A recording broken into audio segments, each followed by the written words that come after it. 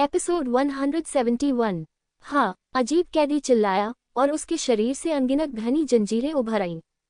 एक त्वरित नज़र से पता चला कि वे कम से कम सैकड़ों थे और फिर सभी ने लिंग जियाओ की ओर गोली चलाई। हालांकि वह क्रोधित था और लिंग जियो उससे भी अधिक क्रोधित था। लिंग जियो वहीं ठीक खड़ा था और प्रतिद्वंद्वी ने अचानक अंधाधुंध हमला किया और उसे मारना चाहता था।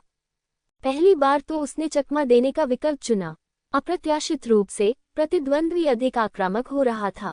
दूसरी बार उन्होंने विरोध करने का विकल्प चुना और इस बार लिंग जियो ने इसे रोकने का इरादा नहीं किया। प्रतिद्वंद्वी की ताकत बहुत मजबूत नहीं थी, इसलिए उसने मौके पर ही प्रतिद्वंद्वी को खत्म करने का फैसला किया। इस समय अन्य कैदियों ने पहले ही लड़ाई का समाधान कर लिया था और उनमें से प्रत्येक के हाथ में 4 या 5 जीवन थे। वे सभी चुपचाप लिंग जियो की तरफ देखते रहे और किसी ने भी मदद करने की योजना नहीं बनाई। शायद उन्हें लगा कि उनके साथी काफी मजबूत हैं और उन्हें मदद की जरूरत नहीं है, या शायद वे इतने निर्दयी और कृतघ्न लोग थे कि उन्हें अपने साथियों के मारे जाने की परवाह नहीं थी। लेकिन चाहे जो भी कारण हो, लिंग जियो का पक्ष एक बार फिर पूरे स्थल में सबसे अधिक आकर्षक स्थान बन गया। तोड़ना, स्वर्ण कौवा लिंगरी, लिंग जियो ने ठंडी आवाज में चिल्लाया और उसके हाथ में छाया तलवार हवा में घुस गई और चमकदार सुनहरे कौवे ने सभी जंजीरों को ढक दिया। विस्मयादिबोधक चिन्ह एक जोरदार हुआ और सुनहरे कौवे की रोशनी गायब हो गई, लेकिन जंजीरें भी पूरी तरह हिल गईं। इस टक्कर में लिंग जियाओ को स्पष्ट रूप से बढ़त मिली। प्रतिद्वंद्वी तैयार होकर आया था, लेकिन उसने बस लापरवाही से मारा। हालांकि उन्होंने प्रतिद्वंद्वी के हमले को विफल कर दिया। धत तेरी की, कांसे के मुखौटे के नीचे से एक धीमी और कर्कश आवाज आई। इस समय कैदी अपना दिमाग खो चुका था। उसके साथियों ने लड़ाई को सुलझा लिया और काली सेदान के आसपास लौट आए, और वह वास्तव में एक भयंकर युद्ध में फंस गया था। इस तरह की अपमानजनक बात ने उसे सचमुच अस्वीकार्य बना दिया, और जिसने ये सब किया वह कोई गुफा स्वर्ग क्षेत्र का योद्धा नहीं था, या एन्यान क्षेत्र का योद्धा तो दूर की बात थी, बल्कि वह एक छोटा सा आधा कदम वाला गुफा स्वर्ग क्षेत्र का योद्धा था। इससे उसका मान सम्मान गिर गया। लिंग जियो की आंखें जानलेवा इरादे से भरी हुई थीं। वह अपनी हत्या के बार बार किए गए प्रयासों के कारण क्रोधित था। हालांकि अब वह अपनी भावनाओं पर नियंत्रण रख सकता है, लेकिन नियंत्रण का मतलब कायरता और चुप रहना नहीं है। यदि दूसरा पक्ष उसे मारना चाहता है, तो वह दूसरे पक्ष को मरने देगा। गर्जना, हवा में एक विशालकाय जानवर ने भयानक दहाड़ लगाए और अनगिनत रोशनियों के प्रतिबिंब के नीचे वह और भी अधिक भयानक और उदास लग रहा था। आकाश को निगलने वाला विशालकाय जानवर ताओटी अंततः फिर से प्रकट हुआ। लिंग जियो की तलवार अत्यधिक विनाशकारी इरादे से भरी हुई थी, मानो वह अपने सामने मौजूद हर चीज को नष्ट कर देना चाहता हो और उन सभी को नष्ट कर देना चाहता हो जो उसका अनादर करने की हिम्मत रखते हों। इस दृश्य को देखकर भीड़ में चीख पुकार मच गई। आसमान निगलने वाला विशालकाय जानवर, वह लिंग जियाओ है। हाँ, लिंग जियो के पास तलवार की एक तकनीक है जो इस भयानक विशालकाय जानवर को जन्म दे सकती है। लिंग जियाओ का नाम अब पाक शहर में अच्छी तरह से जाना जाता है। चांग स्ट्रीट पर लड़ाई में उन्होंने ब्लैक पायथन परिवार को नष्ट कर दिया, जो लंबे समय से सिन सिटी में जड़े जमाए हुए थे, और तब से वे प्रसिद्ध हो गए। कीमिया सम्मेलन में उन्होंने व्हाइट टाइगर महाद्वीप के प्रतिभाशाली फार्मासिस्ट तियानहाई झेंझू को हराया और सफलतापूर्वक चैंपियनशिप जीती, जिसने उन्हें सबसे लोकप्रिय बना दिया। इस समय उन्होंने निष्क्रिय रहना ही उचित समझा। उसके हाथ में मौजूद शाही मुहर को तियानहाई झेंझू ने छीन लिया, लेकिन किसी ने नहीं सोचा कि ये दुर्भाग्य है, और कई लोगों ने तो इसे एक तरह का भाग्य भी माना। इस स्थिति में जिसके पास शाही मुहर होगी, वह मृत्यु से अधिक दूर नहीं है। यहाँ तक कि भारी पानी संरक्षक जैसे लोग भी घायल हो जाएंगे। लिंग जियो की तो बात ही छोड़िए। लिंग जियाओ आज यहाँ क्या कर रहा है?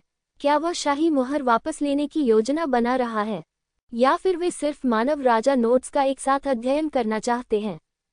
चाहे कारण कुछ भी हो, इस समय लोगों ने पूरी तरह से यह निर्धारित कर लिया है कि लिंग जियो से जो लूटा गया था वह असली शाही मुहर थी, लेकिन किसी ने यह नहीं सोचा था कि असली वस्तु वास्तव में लिंग जियो के हाथों में थी। बस निशाना बनने से बचने के लिए लिंग जियाओ ने शाही मुहर के रहस्य का अध्ययन नहीं किया।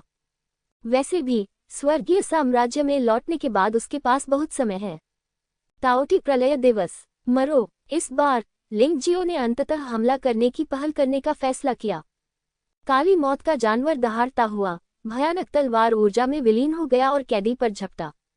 कैदी को स्वाभाविक रूप से पता था कि यह चाल शक्तिशाली थी और उसकी लाल आंखों में भय की झलक दिखाई दी। मैं उसकी अभिव्यक्ति को स्पष्ट रूप से नहीं देख सका, लेकिन लिंग जियो यह निष्कर्ष निकाल सकता था कि इस आदमी को पछतावा हुआ होगा। लेकिन पछताना बेकार है। हालांकि ताओटी डूम्सडे चाल एक प्रकाश और छाया गुप्त चाल थी जिसे लिंग जियो ने शुरुआती दिनों में समझ लिया था, इसकी शक्ति हमेशा मजबूत रही है। अब जबकि उसकी साधना सफल हो गई है और ताओटी मार्शल स्पिरिट इस चाल में एकीकृत हो गई है, इस चाल की शक्ति पहले की तुलना में बहुत अधिक मजबूत है। भले ही इसे लिंग जियो की सबसे मजबूत चाल न माना जा सके, लेकिन यह निश्चित रूप से प्रथम श्रेणी की चाल है। हुआ लाला, बैंग बैंग पापा। कैदी ने कड़ी सुरक्षा व्यवस्था बनाते हुए घनी जंजीरों से प्रतिरोध करने का प्रयास किया, लेकिन भयानक ताओटी ने शक्तिशाली विनाशकारी तलवार की मंशा के साथ मिलकर जंजीरों को इंच दर इंच गहरा कर दिया और तलवार की ऊर्जा ने बिना किसी बाधा के कैदी को छेद दिया। आह! कैदी के मुंह से भयभीत दहाड़ निकली। सबसे पहले कांस्य मुखौटा टूटा, जिससे एक भयानक चेहरा सामने आया। ये चेहरा स्पष्टतः विकृत था, पूरे चेहरे पर लाश का जहर लगा हुआ था तथा हरे रंग का मवाद टपक रहा था। यह अत्यंत कुरूप था। ये किस प्रकार की दुष्ट मार्शल आर्ट है? वास्तव में इसने स्वयं को इसके लिए प्रशिक्षित किया है। भीड़ में से आहें निकलने लगी। इस चेहरे पर आप अभी भी दर्द और गुस्से के भाव एक दूसरे से जुड़े हुए देख सकते हैं। मार डालूंगा, मार डालूंगा, तुम्हें मार डालूंगा, कैदी ने एक एक करके गुस्से से भरे शब्द कहे। हालांकि एक क्षण बाद वह तुरंत चुप हो गया। ताओटी प्रलय के हमले ने उसके शरीर को जंजीरों समेत पूरी तरह से जकड़ लिया। कैदी को ताओटी जानवर ने निगल लिया और वह शून्य में गायब हो गया। आकाश निगलने वाला ये जानवर स्वाभाविक रूप से कुछ भी निगलने की हिम्मत रखता है। उसके लिए लाश का जहर उसके पेट के एसिड जितना शक्तिशाली नहीं हो सकता। अहंकारी भूत देवता मंदिर ने मूल रूप से चौक में योद्धाओं को चेतावनी देने की योजना बनाई थी। वे लगभग सफल हो गए। हालांकि ये यहाँ लिंग शियाओ में काम नहीं किया। लिंग शियाओ को नहीं, बल्कि उनके लोगों को मारा गया। 24 शक्तिशाली कैदी कांस्य मुखौटे पहने हुए हैं, जिनमें से एक की युद्ध में मृत्यु हो चुकी है। गायब हो रहे राक्षस को देखकर भीड़ ने आह भरी। ये लोग अपनी ताकत पर भरोसा करते हैं और दूसरों को बिल्कुल भी गंभीरता से नहीं लेते। जिन लक्ष्यों पर उन्होंने हमला करने के लिए चुना वे वास्तव में अपेक्षाकृत कमजोर थे। यहाँ तक कि गुफा स्वर्ग क्षेत्र के योद्धाओं ने भी केवल तीसरे गुफा स्वर्ग क्षेत्र से नीचे के योद्धाओं को ही चुना। सिद्धांततः 24 कैदियों में से प्रत्येक कैदी हत्या मिशन को सफलतापूर्वक पूरा कर सकता था, लेकिन उनमें एक अपवाद भी था। लोग आहें भरने से खुद को नहीं रोक पाए। बदकिस्मत कैदी को लिंग जियाओ से मिलकर बहुत पछतावा हुआ होगा, अन्यथा उसे अब इतना दुखी होने के बजाय आसानी से काम पूरा करने में सक्षम होना चाहिए था। बेशक लोगों को इससे भी अधिक आश्चर्य इस बात से हुआ कि लिंग जियो ने वास्तव में फिर से सफलता प्राप्त कर ली। उन्हें स्पष्ट रूप से याद था कि कीमिया सम्मेलन के दौरान लिंग जियो केवल 10 दिशाओं के स्वर्ग के स्तर पर था, लेकिन अब वह अर्ध चरण गुफा स्वर्ग क्षेत्र के विकास चरण तक पहुंच गया है। कितना समय हो गया है! सुधार की यह भयावह गति तो पहले कभी नहीं सुनी गई। भले ही मानव राजा जीवित हो, ये बस इसी तरह है। इस आदमी की प्रतिभा वाकई बहुत खराब है। अगर वह भविष्य में नहीं मरा तो वह सचमुच एक और मानव राजा बन सकता है। लोग चुपके से चर्चा करने से खुद को रोक नहीं पाए। यहाँ तक कि जो लोग लिंग जियो को पसंद नहीं करते थे, उन्हें भी लगा कि लिंग जियो की प्रतिभा बहुत मजबूत है। बस बात कि कुछ लोग इसका बेसब्री से इंतजार कर रहे हैं और कुछ लोग पालने में लिंग जियो का गला घोंटने की कोशिश कर रहे हैं। भीड़ में कई आंखें लिंग जियो के लिए अच्छी नहीं हैं। सन रैन और शियाओजी को अधिक स्पष्ट होना चाहिए। न केवल मेडिसिन किंग सन रैन ने लिंग जियो के कारण बहुत सारा सम्मान खो दिया, बल्कि इस आदमी की संकीर्ण मानसिकता के साथ उसके लिए लिंग जियो जैसे महान व्यक्ति को जीवित रहने की अनुमति देना असंभव है। वह अपना पद खोना नहीं चाहता। जियाओजी शेनहुआन साम्राज्य का बर्फ जनरल और उग्र जनरल जियाओ झान का भाई है। लिंग जियो ने जियो झान को मार डाला, इसलिए वह स्वाभाविक रूप से बदला लेना चाहता है। इसके अलावा वह फैंगमिंग किशान का सदस्य भी है। फैंगमिंग किशान को लिंग जियो पसंद नहीं है, इसलिए वह असंतुष्टों को खत्म करने में क्राउन प्रिंस की मदद करेगा। बेशक भूत भगवान मंदिर के लोग भी उन लोगों में से थे जो लिंग जियो से नाखुश थे। जब वे आए तो वहां 24 कैदी थे, लेकिन अब उनमें से एक की मृत्यु हो गई और उसे लिंग जियो जैसे छोटे व्यक्ति ने मार डाला। इससे न केवल उन्हें आश्चर्य हुआ, बल्कि वे थोड़े क्रोधित भी हुए। बेशक इससे भी महत्वपूर्ण बात यह थी कि ऐसा इसलिए हुआ क्योंकि लिंगजियो ने उनकी योजना को बर्बाद कर दिया। उन्होंने मूल रूप से बंदर को डराने के लिए मुर्गी को मारने की योजना बनाई थी, लेकिन कौन जानता था कि लिंगजियो जैसा एक एलियन प्रकट होगा जिसने योजना की प्रभावशीलता को बहुत कम कर दिया। लोग सोचेंगे कि वे इतने डरावने नहीं हैं और उन्हें हराया जा सकता है, इसलिए इतना डरने की कोई जरूरत नहीं है। इस वजह से कई योद्धा जो सोचते हैं कि वे लिंगजियो से कमतर नहीं हैं, उन्होंने 24 कैदियों, 13 भूत कुत्तों और एक काली पालकी कुर्सी से संपर्क किया है। उनमें निश्चित रूप से मेडिसिन किंग सनरैन, जी किंग, चांदले पेट्रियार्क और यहाँ तक कि जल देवता मंदिर के भारी जल संरक्षक भी शामिल हैं। शाही मोहर को भूत भगवान मंदिर द्वारा हटा दिया गया था, जिसने अस्थायी रूप से जल भगवान मंदिर को भी दुख के समुद्र से मुक्त कर दिया था, लेकिन उसने वास्तव में उस चीज को त्यागने का इरादा नहीं किया था, अन्यथा जल भगवान मंदिर को भूत भगवान मंदिर द्वारा खींच लिया जाएगा। भूत चोंगलो, जब तुम यहाँ हो तो तुम्हें छिपकर क्यों रहना पड़ रहा है? क्या अपने ताबूत के बक्से में छिपना आरामदायक है? इसी समय एक अजीब सी खुशबू आई। तभी एक व्यक्ति अंदर आया। मालिक, तियानहाई झेंझू ने इस व्यक्ति को देखा और उत्साह से चिल्लाया। जो व्यक्ति आया था वह तियानहाई मिंग्यू था, जो जल देवता मंदिर का कमजोर जल रक्षक था। भारी जल रक्षक की तरह वह यिन और यांग क्षेत्र में एक मजबूत व्यक्ति था। यह अफवाह थी कि वह भारी जल रक्षक से ज्यादा मजबूत हो सकती है। इस समय उसकी हर हरकत से ऐसा लग रहा है कि अफवाह गलत नहीं है। इस महिला की हर हरकत मजबूत बड़प्पन से भरी है और उसके कपड़े भी सुरुचिपूर्ण और शानदार हैं, जो कि चंद्रमा लड़की के अलौकिक और अलौकिक से अलग है। भूत चोंगलो, कई लोग दंग रह गए। उन्होंने भूत देवता मंदिर के बारे में तो सुना होगा, लेकिन उन्होंने भूत चोंगलो नाम कभी नहीं सुना, इसलिए वे नहीं जानते कि इसका क्या अर्थ है या ये क्या दर्शाता है। वूश, अचानक काली सेदान से एक काली रोशनी निकली जो अदृश्य थी और उसमें कोई शक्ति भी नहीं थी, लेकिन कमजोर जल रक्षक को स्पष्ट रूप से झटका लगा। तुम्हारे लिए अच्छा है भूत चोंगलो, मुझे उम्मीद नहीं थी कि तुम कुछ ही वर्षों के बाद यिन और यांग क्षेत्र के तीसरे स्तर में एक मजबूत आदमी बन जाओगे। अच्छा, बहुत अच्छा। कमजोर जल रक्षक के चेहरे पर अनिश्चितता के भाव थे और उसने काली रोशनी को रोकने की पूरी कोशिश की, लेकिन वह चौंक गया और 4-5 कदम पीछे हटने के बाद ही रुका। हमें शाही मोहर नहीं चाहिए, जल देवता मंदिर, पीछे हट जाओ। कमजोर जल रक्षक ने एक आदेश दिया और भले ही तियानहाई पल इसे समझ नहीं पाए, फिर भी उसे इसका पालन करना पड़ा। चोंगशुई संरक्षक एक पल के लिए स्तब्ध रह गया, लेकिन जल्द ही उसे समझ में आ गया कि कमजोर जल संरक्षक का क्या मतलब था। वे दोनों यिन और यांग दायरे के योद्धा हैं और दूसरे और तीसरे स्तर के बीच का अंतर वास्तव में बहुत बड़ा है। आम लोगों के लिए इसे पार करना असंभव है। इसके अलावा सभी योद्धा जो यिन यांग क्षेत्र की साधना कर सकते हैं, वे प्रतिभाशाली हैं। यिन यांग क्षेत्र के स्तर पर मौजूद लोगों को चुनौती देना स्वर्ग में चढ़ने जितना ही कठिन है, जब तक कि आप मानव राजा की तरह एक अद्वितीय राक्षस न हो। जाना, भारी जल संरक्षक ने भी अपना सिर हिलाया और वास्तव में चला गया। कांसे के ताबूत में बैठे लोगों ने उसे नहीं रोका, हालांकि वह उन दोनों से ज्यादा ताकतवर था, लेकिन ज्यादा परेशानी से कम परेशानी होना बेहतर था।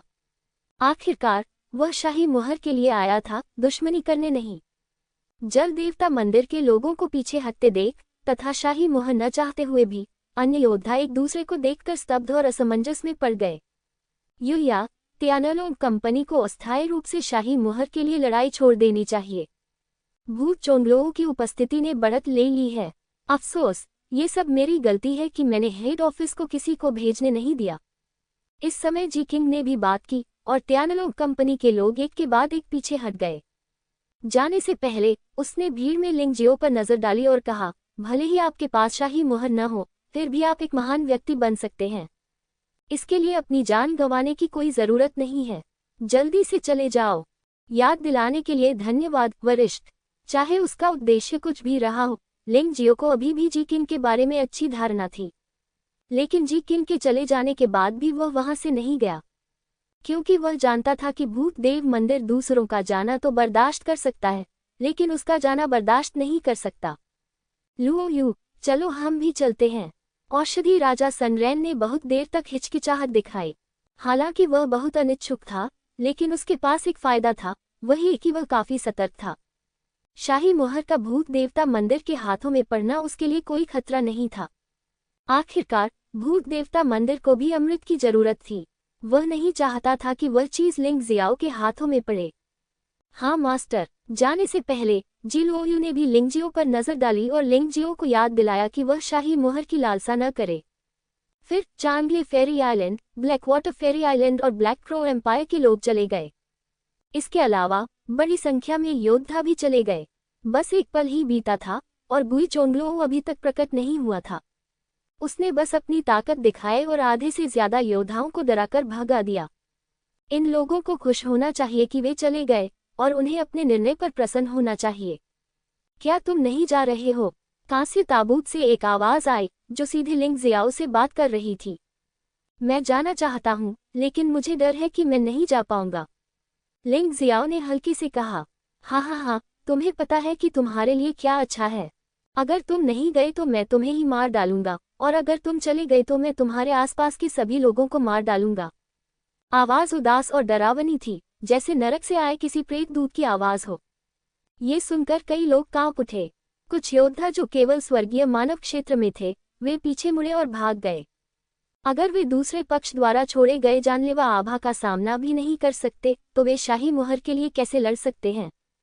क्या ये सिर्फ एक दिवा स्वप्न नहीं है? आप भूत देवता मंदिर के एक शाखा हॉल के स्वामी मात्र हैं, लेकिन आप बहुत घमंडी हैं। यह मत भूलिए कि तियानलोंग महाद्वीप जुवान क्षेत्र में हर चीज का उद्गम है। येनयान क्षेत्र में एक 3 स्तरीय मजबूत आदमी वास्तव में बेहद शक्तिशाली है, लेकिन आप मुझे मारने में सक्षम नहीं हो सकते। लिंग जियाओ थोड़ा घबराया हुआ था। वह येनयान क्षेत्र में एक योद्धा की साधना को नहीं देख सकता था, इसलिए वह नहीं जानता था कि यूनू अधिक शक्तिशाली थी या ये लड़का अधिक शक्तिशाली था। लेकिन इस समय, जब वह जानता था कि उसकी हत्या होने वाली है, तो उसे क्यों विनम्र होना चाहिए? यदि आप मर भी जाएं तो आपको सम्मान के साथ मरना होगा। लिंग जियाओ का विचार बहुत सरल है। हे, बाद में तुम इतने जिद्दी नहीं रहोगे। कांस्य ताबूत में से आवाज कुछ देर के लिए रुकी और फिर तेजी से फैल गई। ऐसा लगता है कि जो लोग पीछे रह गए हैं वे अभी भी शाही मोहर के लिए लड़ना चाहते हैं। इस मामले में हम भूत देवता मंदिर में आपको भेज सकते हैं। जैसे ही वह बोल रहा था, काली सेडान जोर जोर से हिलने लगी। फिर उस पर लगी जंजीरें चरचराहट की आवाजें करती रहीं। हवा में भूतों के रोने और भेड़ियों के चीखने की आवाजें गूंज रही थीं। चारों छोटे दिग्गजों ने काली सेडान को जमीन पर रख दिया और जल्दी से एक तरफ हट गए। फिर 23 कैदी और 4 छोटे दिग्गज जमीन पर घुटने टेककर जोर से चिल्लाए, भूत सेनापति का स्वागत है।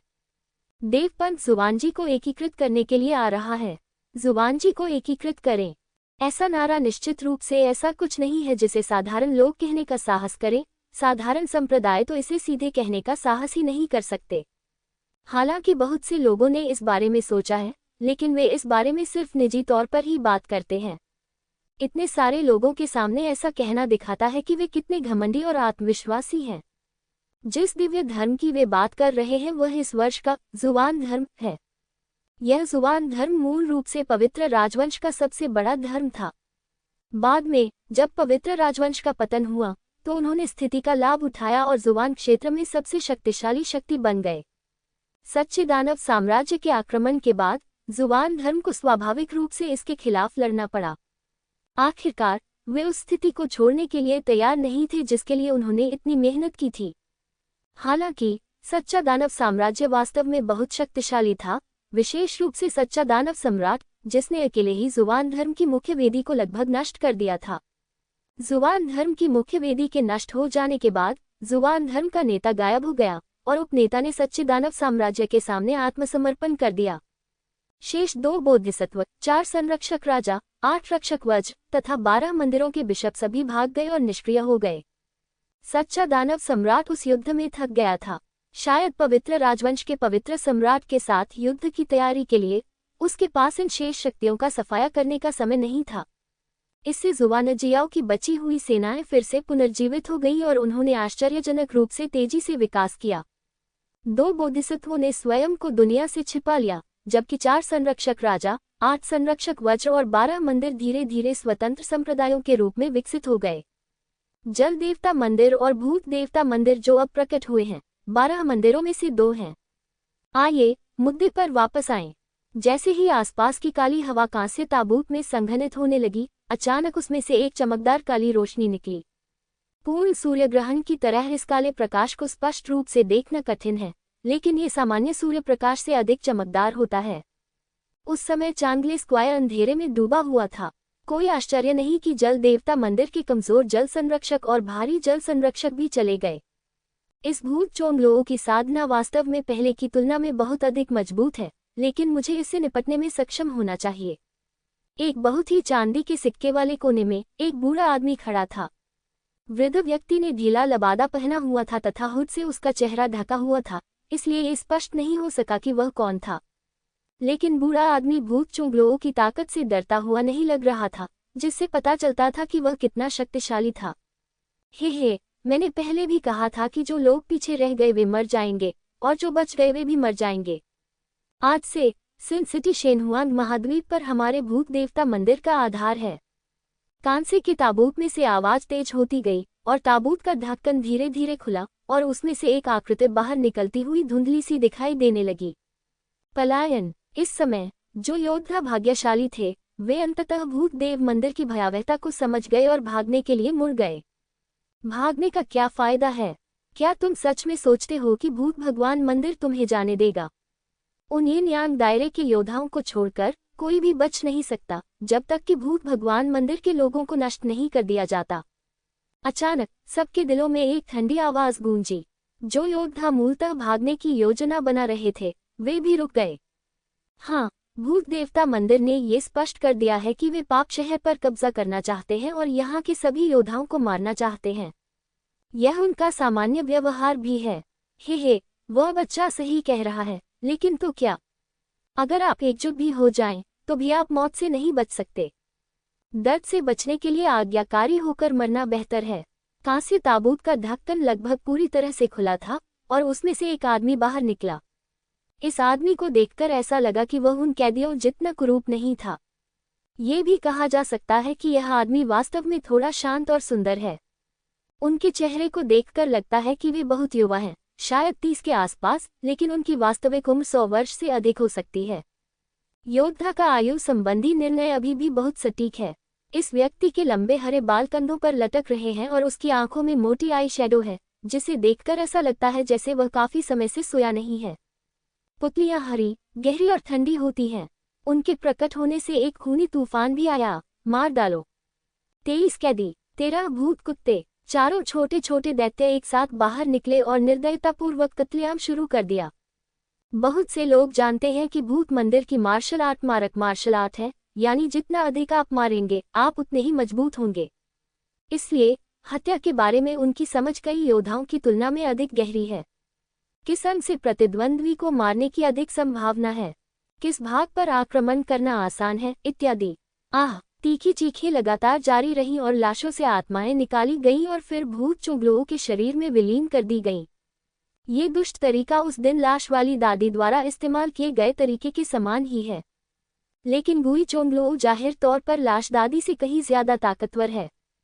हालांकि उसकी ताकत लगातार बढ़ रही है, उसके शरीर का आकार बहुत ज्यादा नहीं बदला है, लेकिन उसकी आभा और भी ज्यादा भयानक होती जा रही है।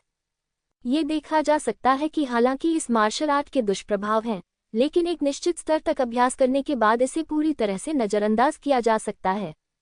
वे बेचारे योद्धा, उनकी आत्माएं लगातार चीख रही हैं, लेकिन ये बेकार है। हालांकि उनकी ताकत कमजोर नहीं है। लेकिन शेष 23 कैदी सभी गुफा स्वर्ग क्षेत्र के योद्धा हैं, जो पहले गुफा स्वर्ग से लेकर चौथे गुफा स्वर्ग तक के हैं। चौक में अधिकांश योद्धाओं का सामना करते हुए वे बिना किसी दया के हत्या कर सकते हैं।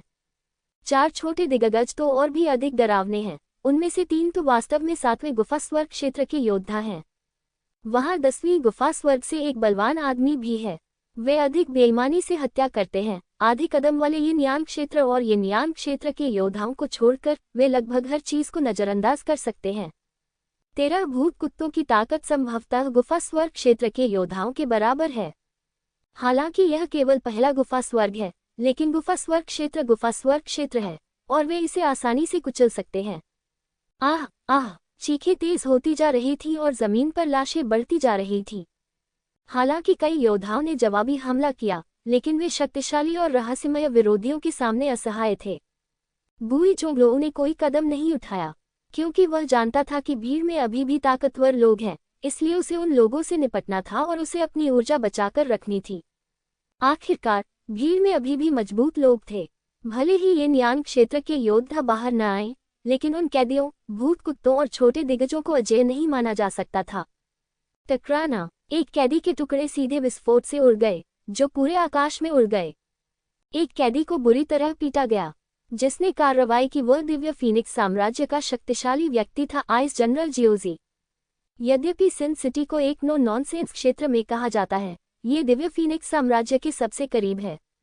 आइस जनरल शियाओजी दिव्य फीनिक्स साम्राज्य के 13 दिव्य जनरलों में से एक है। उसके लिए कार्रवाई न करना अनुचित है।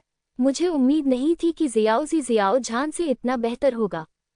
इस व्यक्ति के पास 10वीं गुफा का साधना स्तर हो सकता है।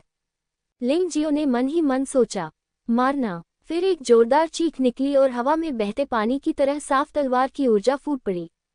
एक कैदी का सिर काट दिया गया और उसकी मौके पर ही दुखद मौत हो गई। जिसने कार्रवाई की वह बिबो सोरमो कांग था। ये व्यक्ति बूढ़ा तो नहीं है, लेकिन इसकी ताकत काफी भयानक है। उसने मूल रूप से इंपीरियल सील प्राप्त करने के लिए जल मंदिर पर भरोसा करने की योजना बनाई थी, लेकिन उसे उम्मीद नहीं थी कि गुई चोंगलो को देखकर जल मंदिर घबराकर भाग जाएगा। इससे वह निराश हो गया, इसलिए उसने अपनी पहल पर रहने का फैसला किया। हालांकि उनके पिता मोचो दिखाई नहीं दिए और संभवतः कहीं अपनी चोटों से उबर रहे होंगे। नष्ट करना। दूसरा मास्टर कार्रवाई करता है। इस बार ये दिव्य साम्राज्य से जीनिंग था। अब जीनिंग ने उत्तर के राजा की उपाधि छोड़ दी है और पूरी तरह से दिव्य साम्राज्य का रक्षक बन गया है। केवल दिव्य साम्राज्य में ही वह सच्चा सम्मान प्राप्त कर सकता था और अपनी शेष प्रतिभा का उपयोग कर सकता था। भाला एक जहरीले अजगर की तरह निकला और आसानी से उस छोटे से विशालकाय व्यक्ति के शरीर में घुस गया। जीनिंग का हमला बहुत ही प्रभावशाली था, जिसने अधिक शक्तिशाली छोटे दैत्य को मार डाला। उसी समय लिंग मेई ने भी कार्रवाई की और वह आकृति एक और छोटे विशालकाय के पास से गुजरी। 7वें गुफा स्वर्ग क्षेत्र में छोटे विशालकाय का गला मौके पर ही कट गया और वह बुरी तरह मर गया। प्रकाश और छाया का शंकु। लिंग जियाओ ने भी कार्रवाई की। प्रकाश और छाया का शंकु भीड़ में घुस गया और सीधे एक कैदी के शरीर में घुस गया। कैदी को मौके पर ही मौत के घाट उतार दिया गया। युद्ध के इस दृश्य ने उन योद्धाओं को पुनः संभलने का मौका दिया जो पहले घबराए हुए थे। उनके पास डरने का कोई कारण नहीं है। यद्यपि शत्रु शक्तिशाली है, फिर भी उसका पक्ष कमजोर नहीं है। यद्यपि बहुत से लोग चले गए, परंतु दिव्य फीनिक्स दिव्य साम्राज्य और बिबो द्वीप के लोग नहीं गए, और भीड़ में कई छिपे हुए स्वामी भी शामिल थे। वे किस लिए भयभीत हैं? मारना। अंततः कोई उत्साहित होने लगा। इस समय लड़ाई न केवल राष्ट्रीय जेड सील को पारित करने की है, बल्कि जीवन बचाने की भी है। उनके लिए केवल भूत मंदिर को नष्ट करने वाले ही जीवित रह सकते हैं। भूत मंदिर अहंकारी और दबंग है, और साथ ही वह अपना विनाश भी चाहता है। धत तेरी की। गुई चोंगलो ने भौहें सिकुड़ी। अब तक लड़ाई का विकास उनकी पटकथा के अनुसार नहीं हुआ है, जिससे वह कुछ हद तक अप्रत्याशित हो गए हैं। क्रोधित होकर अंततः उन्होंने कार्रवाई करने का निर्णय लिया। भूत कुत्ते, वापस आओ। एक जोरदार चीख के साथ 13 भूत कुत्ते 13 काली रोशनियों में बदल गए और गुई चोंगलो के शरीर में प्रवेश कर गए। उसी समय घोस्ट चोंग टॉवर के पीछे एक विशाल काला अजीब कुत्ता दिखाई दिया। इस कुत्ते के वास्तव में 3 सिर हैं, और इसका शरीर इतना विशाल है कि लार की प्रत्येक बूंद उबलते लावा में बदल जाएगी। 3 सिर वाला कुत्ता मार्शल आत्मा। लिंग जियो एक पल के लिए स्तब्ध रह गया। उसने बहुत समय पहले सुना था कि पार्गेट्री महाद्वीप पर कई विचित्र और अजीब पशु योद्धा आत्माएं रहती हैं। ये 3 सिर वाला कुत्ता मार्शल आत्मा उनमें से एक है। ऐसा कहा जाता है कि 3 सिर वाला कुत्ता एक राक्षस है जो पाताल लोक की रक्षा करता है। वह जुवान क्षेत्र में क्यों आया, यह ज्ञात है, लेकिन ऐसी मार्शल आत्मा वाले लोग आमतौर पर बहुत शक्तिशाली होते हैं। यह कोई आश्चर्य की बात नहीं है कि 13 भूत कुत्ते तब भी नहीं मरे जब उनके शरीर को टुकड़े टुकड़े कर दिया गया। यह कोई आश्चर्य की बात नहीं है कि लंबे समय तक परेशानी के बाद वे गुई चोंगलो की मार्शल आत्माएं बन गईं। भूत जनरल, भूत जनरल। शेष कैदी और छोटा दानव जोर से चिल्लाते हुए गुई चोंगलो के पीछे चले गए। उनके मन में गुई चोंगलो एक अजेय अस्तित्व है। कम से कम पहले 3 भूखंडों पर तो ये बिल्कुल बेजोड़ है। हे, ये जनरल आपको कम आंकता है, लेकिन आप फिर भी मर जाएंगे। गुई जोंगलो के चेहरे पर एक ठंडी और क्रूर मुस्कान दिखाई दी। जो योद्धा पहले से ही लड़ने की भावना से भरे हुए थे, वे फिर से कांपने लगे। जीनिंग, मोकांग, लेंग मेई, शियाओजी और अन्य सभी ने गंभीर भाव प्रदर्शित किए। भूत जोंगलो वास्तव में बहुत शक्तिशाली है। पहले 3 महाद्वीपों पर येन यान क्षेत्र के तीसरे स्तर वाले लोग मूलतः अजेय हैं। चांगले स्क्वायर में अंधकार की आभा फैल गई और लिंगजियो को लगा कि उसका शरीर हल्का कांप रहा है। लेकिन ये ठीक है। शन्हे मार्शल स्पिरिट की विस्मयकारी आभा उभरी और अंधेरी आभा तुरंत अवरुद्ध हो गई। उसने चुपके से भाग्य का आह्वान किया और फिर लेंग मेई और जीनिंग को बुलाया और उनसे अपने गुफा क्षेत्र में खड़े होने के लिए कहा। इस तरह आप पहाड़ों और नदियों की सांसों से सुरक्षित रह सकते हैं। महामहिम स्वर्ग के सम्राट, हमें आगे क्या करना चाहिए? क्या हम शाही मुहर के लिए लड़ना चाहते हैं? जीनिंग ने पूछा। इस स्थिति में इतना औपचारिक होने की कोई आवश्यकता नहीं है। मुझे लिंग जियाओ कहो। लिंग जियाओ ने भौहें सिकुड़ी। वह नहीं चाहता था कि जीनिंग के साथ उसका रिश्ता सिर्फ इसलिए खत्म हो जाए क्योंकि वह स्वर्ग का सम्राट बन गया है। ठीक है लिंग जियो, मुझे लगता है कि यह गुई जोंगलो बेहद शक्तिशाली है। जब तक यू नू कार्रवाई करने के लिए तैयार नहीं होती, कोई भी उसे रोक नहीं सकता। जीनिंग ने पूछा। बहन युएनवा एकांतवास में हैं। उन्हें परेशान करने की कोई जरूरत नहीं है। आज के मामले में हमें हस्तक्षेप करने की कोई जरूरत नहीं है। चलो वापस चलते हैं, लिंग जियाओ ने मुस्कुराते हुए कहा। ये सिर्फ एक नकली राष्ट्रीय जैद सील है। भले ही वे मौत तक लड़े, इससे हमें कोई फर्क नहीं पड़ता। क्या? जीनिंग एक पल के लिए स्तब्ध रह गया। उसे उम्मीद नहीं थी कि ऐसा होगा। इतना हैरान मत होइए। क्या जनरल मुझे नहीं समझते? अब जब मैं पर्याप्त रूप से मजबूत नहीं हूं, तो स्वाभाविक रूप से मुझे अधिक रणनीतियों का उपयोग करना होगा। भूत मंदिर का प्रकट होना एक दुर्घटना है, लेकिन यह मूल रूप से मेरे विचार से बाहर नहीं है। लिंग जियाओ मुस्कुराया। तुम लोगों ने सचमुच दुनिया के सभी नायकों के साथ छल किया है। अगर उन्हें सच्चाई पता चल जाती, तो क्या वे तुम्हें टुकड़ों में नहीं काट देते? जीनिंग ने आह भरी। हम तीनों ही इस मामले के बारे में जानते हैं। जब तक तुम दोनों इसे नहीं बताओगे और मैं इसे नहीं बताऊंगा, तब तक इसके बारे में किसी को पता नहीं चलेगा। ये पूरी तरह से एक रहस्य बन जाएगा। लिंग जियो मुस्कुराया और कहा, ठीक है, चलो भूत जोंगलो के हमले से पहले पीछे हटें।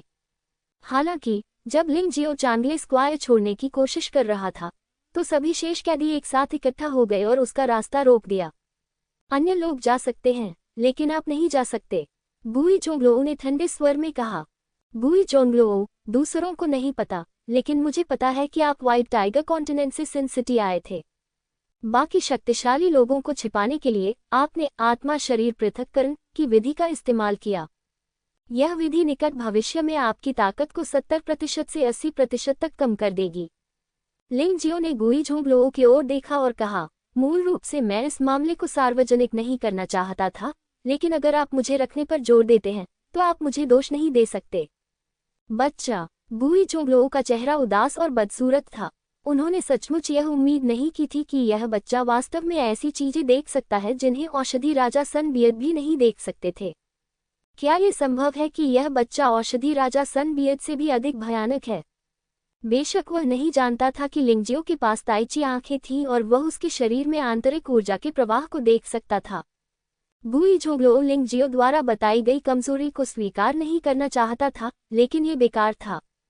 वहां उपस्थित कई यिन यान क्षेत्र के योद्धा पहले से ही आक्रमण के लिए तैयार थे। हवा में उठने वाला पहला व्यक्ति सफेद लबादा और हुड पहने योद्धा था।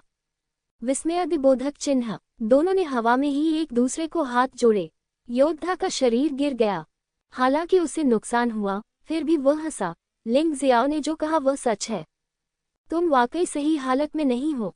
फिर उसने ऊंची आवाज में कहा, मोचो, फैंगमिंग वानझोंग, तुम दोनों बूढ़े लोग छिपना बंद करो।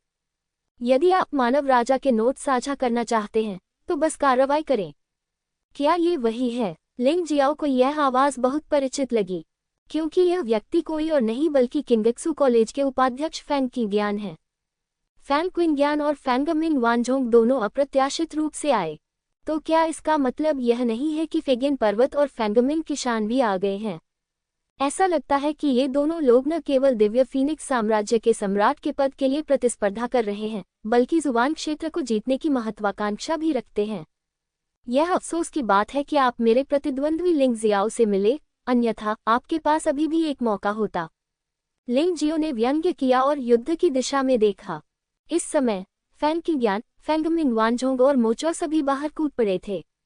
अगर यह कहा जाए कि जब गुई चोंगलो पूरी तरह स्वस्थ था, तो इन तीनों लोगों के लिए एकजुट होकर कोई लाभ प्राप्त करना असंभव होगा। लेकिन आज स्थिति थोड़ी अलग है, क्योंकि गुई चोंगलो ने यात्रा करने के लिए एक विशेष विधि का उपयोग किया था, जिसके परिणामस्वरूप भारी खपत होती थी, इसलिए अपनी ताकत का 70% से 80% लगाना आसान नहीं था। अब जब वे तीनों एकजुट हो गए हैं, तो वे कम से कम गुई चोंगलो के साथ बराबरी कर सकते हैं। और गुई चोंगलो के विरोधी सिर्फ ये 3 लोग नहीं हैं। महत्वपूर्ण क्षण पर ज़ीली भी प्रकट हुई।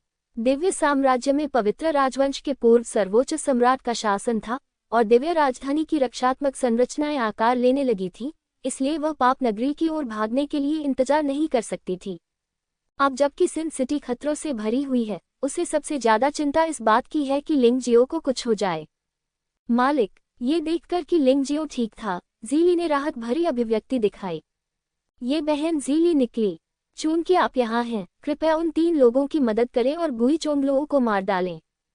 लिंग जियो को अच्छी तरह से पता था कि गुई चोंगलो को मारने के बहुत कम अवसर थे। यहाँ तक कि मून गर्ल भी इसे मारने में सक्षम नहीं हो सकती। अब चूंकि गुई चोंग टॉवर खराब स्थिति में है और मदद के लिए विशेषज्ञ मौजूद हैं, तो निश्चित रूप से अब कार्रवाई करने का ये सबसे अच्छा अवसर है। यदि गुई चोंगलो को नहीं मारा गया, तो भूत मंदिर को भविष्य में लिंग जियो के लिए परेशानी खड़ी करनी पड़ेगी। वह बहुत आगे तक चला गया है। वह ऐसा व्यक्ति नहीं है जो निष्क्रिय रूप से पीटा जाना पसंद करता हो। गुई चोंगलो ने पहले भी कई बार उसे नष्ट करने की धमकी दी है, इसलिए वह स्वाभाविक रूप से ऐसा होने से पहले सावधानी बरतना चाहता है। हाँ मास्टर, जब ज़ीली युद्ध में शामिल हो गया, तो गुई चोंगलो को तुरंत नुकसान उठाना पड़ा। यद्यपि गुई चोंगलो बहुत शक्तिशाली था, लेकिन जब वह 4 यिनयान क्षेत्र के योद्धाओं से घिरा हुआ था और उसकी हालत खराब थी, तो उसके लिए जीतना बहुत कठिन हो गया था। जो कोई भी उसे मार देगा, वह शाही मोहर का मालिक होगा और मानव राजा के नोट्स अभी भी साझा किए जाएंगे। इसी समय भीड़ में से एक उदासीन आवाज गूंजी। लिंग जियाओ ने अपना सिर घुमाया और देखा। हालांकि इस व्यक्ति ने भेष बदल लिया था, फिर भी वह उसकी ताइची आंखों की चुभती निगाहों से बच नहीं सका। जैसा कि उम्मीद थी, ये फैंग यिनशान है। कितना चालाक व्यक्ति है। सच कहें तो हालांकि फैंग यिनशान कभी भी लिंग जियो का दुश्मन नहीं रहा था और यहाँ तक कि उसने हर जगह उसका बचाव भी किया था, लेकिन लिंग जियो की इस व्यक्ति के बारे में अच्छी धारणा नहीं थी। यह आदमी इतना चालाक है कि कोई भी सत्ता के लिए उसका फायदा उठा सकता है, जिनमें उनके अपने रिश्तेदार भी शामिल हैं। लिंग जियाओ भी बहुत चालाक है, लेकिन उसकी एक सीमा है। वह कभी भी अपने रिश्तेदारों और दोस्तों का फायदा नहीं उठाएगा। बेशक बुरा प्रभाव पड़ने का यह मतलब नहीं है कि आप दुश्मन बन जाएंगे। कम से कम वे दोनों अब तक सहयोगी हैं।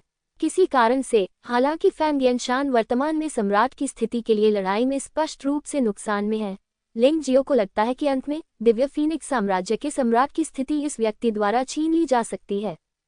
यह आदमी बहुत सहनशील और चालाक है। लिंग जियो को यह भी संदेह था कि मेडिसिन किंग सन यान और जी किंग द्वारा दिए गए सुझाव सभी फैंग यिनशान द्वारा दिए गए थे। बाद में लिंग जियो ने पुष्टि की कि यह मामला वास्तव में फैंग यिनशान द्वारा योजनाबद्ध था। एक तरह से मेडिसिन किंग सन यान और जी किंग दोनों का उपयोग फैंग यिनशान द्वारा किया गया था। आज फैंग क्विंग्यान, फेंगमिंग वानझोंग, मोचो और झीली सभी का शोषण किया जा रहा है। बात बस इतनी सी है कि हर कोई एक दूसरे का इस्तेमाल कर रहा है। उसका जीवन मेरा है। मोचो अचानक जोर से चिल्लाया और अचानक गति बढ़ाकर गुई चोंगलो की ओर दौड़ा, जिसे 4 लोगों ने गंभीर रूप से घायल कर दिया था। हालांकि गुई चोंगलो की आंखों में उदासीनता का भाव था, डर का कोई भाव नहीं था। शीली, जल्दी से पीछे हटो, लिंग जियो जोर से चिल्लाया। ये सुनकर ज़ीली और फैंग क्विंग्यान लगभग एक ही समय में पीछे हट गए, क्योंकि इन दोनों लोगों को लिंग जियो पर बहुत भरोसा है। फैंग मिंग ने पीछे हटने की योजना बनाने से पहले एक पल के लिए हिचकिचाहट दिखाई। जहां तक मोचो का सवाल है, उसने लिंग जियाओ के शब्दों का भी तिरस्कार नहीं किया। हाँ, नरक में जाओ, तुम्हारे हुए। इस समय गुई झोंगलो के शरीर के पीछे से 13 काले भूत कुत्ते कूद पड़े। उनकी पूंछ बहुत लंबी थी, जैसे कि उन्हें रस्सी से खींचा जा रहा हो। 13 भूतिया कुत्तों ने मोचो के शरीर को काट खाया। त्याग करना। उदासीन हंसी के बीच गुई चोंगलो और मोचो के शरीर वास्तव में एक ही समय में जल गए। अंधेरी रात में अजीब नीली बैंगनी लपटें बेहद आकर्षक लग रही थीं। अगले ही पल मोचो का शरीर फट गया, चारों ओर नीली और बैंगनी लपटें उड़ने लगीं। सबसे नजदीक खड़े व्यक्ति फेंग मिंग वानझोंग का पैर आग की लपटों से भरा हुआ था और उसे बुझाया नहीं जा सका, और यह ज्वाला बढ़ती ही जा रही है। घबराहट में फेंग मिंग वानझोंग ने सीधे अपना दाहिना पैर हटा लिया। ज़ीली और फैंग क्विंग्यान पहले ही बच निकले, इसलिए वे आग की लपटों में नहीं फंसे। उधर गुई चोंगलो का शरीर भी भयानक लपटों से जलने लगा और फिर दूर भाग गया। तभी एक उदास आवाज आए, आज का बदला भविष्य में 10 गुना चुकाना होगा। गुई चोंगलो वास्तव में बच निकला। हालांकि जब वह बच निकला तो उसने मोचो की जान ले ली, जिसे एक छोटा सा लाभ माना जा सकता है। विस्मयादिबोधक चिन्ह। अचानक आसमान में स्थिति बदल गई। गुई चोंगलो, जिसने मोचो को मार डाला और भागने की योजना बना रहा था, वास्तव में एक ताड़ के पेड़ द्वारा रोका गया था। मूल पलायन आंदोलन भी धीमा हो गया। गुई चोंगलो, चूंकि आप शेनहुआन साम्राज्य में आ चुके हैं, तो आपको जाने की इतनी जल्दी क्यों है? आकाश में गड़गड़ाहट जैसी आवाज गूंजी और लोग भयभीत हो गए। क्षितिज पर एक परी जैसी दिखने वाली परी तैरती हुई दिखाई दी। ये पता चला कि वह यूनू नहीं, बल्कि एक बहुत ही अजीब महिला थी। यह आप हैं, फेंग मिंगशियाओ। गुई चोंगलो का चेहरा बदसूरत हो गया। फीनिक्स साम्राज्य की पूर्व नंबर 1 प्रतिभा फेंग मिंगजियाओ के बारे में अफवाह थी कि वह एक मानव योद्धा के साथ निजी संबंध के कारण डूब गई थी। अप्रत्याशित रूप से वह आज फिर से प्रकट हुई और उसकी ताकत पहले से भी अधिक थी। उसी समय लिंगजियो की अभिव्यक्ति भी थोड़ी अजीब थी। वह ये नहीं भूलेगा कि उसके बड़े भाई वू जियांग ने उसे फीनिक्स साम्राज्य में जाकर फेंग मिंगशियाओ नाम की एक महिला को खोजने के लिए कहा था। अप्रत्याशित रूप से इस व्यक्ति की साधना गुई चोंगलो के बराबर थी। ये सही है, यह मैं हूँ। गुई चोंगलो, आप व्हाइट टाइगर महाद्वीप में बुराई कर रहे हैं। मैं आपको कुछ नहीं करूंगा, लेकिन ये फीनिक्स साम्राज्य है। आप यहाँ बुराई कर रहे हैं, मैं आपको माफ नहीं करूंगा। फेंग मिंगशियाओ नीचे उतरा और गुई चोंगलो को उदासीन नजरों से देखता रहा। ये दिलचस्प है। व्हाइट टाइगर महाद्वीप में आयोजित उस भव्य आयोजन में मैं आपसे हार गया था, लेकिन इतने सालों के बाद मेरी साधना का स्तर आपसे कम नहीं है। ये निश्चित नहीं है कि कौन हारेगा और कौन जीतेगा, गुई चोंगलो ने ठंडे स्वर में कहा। निश्चित रूप से। फेंग मिंगशियाओ ने ताली बजाने से पहले गुई चोंगलो के शब्द खत्म होने का इंतजार नहीं किया। आकाश में फीनिक्स की चीख सुनाई दी, जो संभवतः हजारों मील दूर तक सुनी जा सकती थी। फीनिक्स के रोने की भयानक आवाज पूरे चांगले स्क्वायर में गूंज उठी और गुई चोंगलो की अभिव्यक्ति एक पल में ही नाटकीय रूप से बदल गई।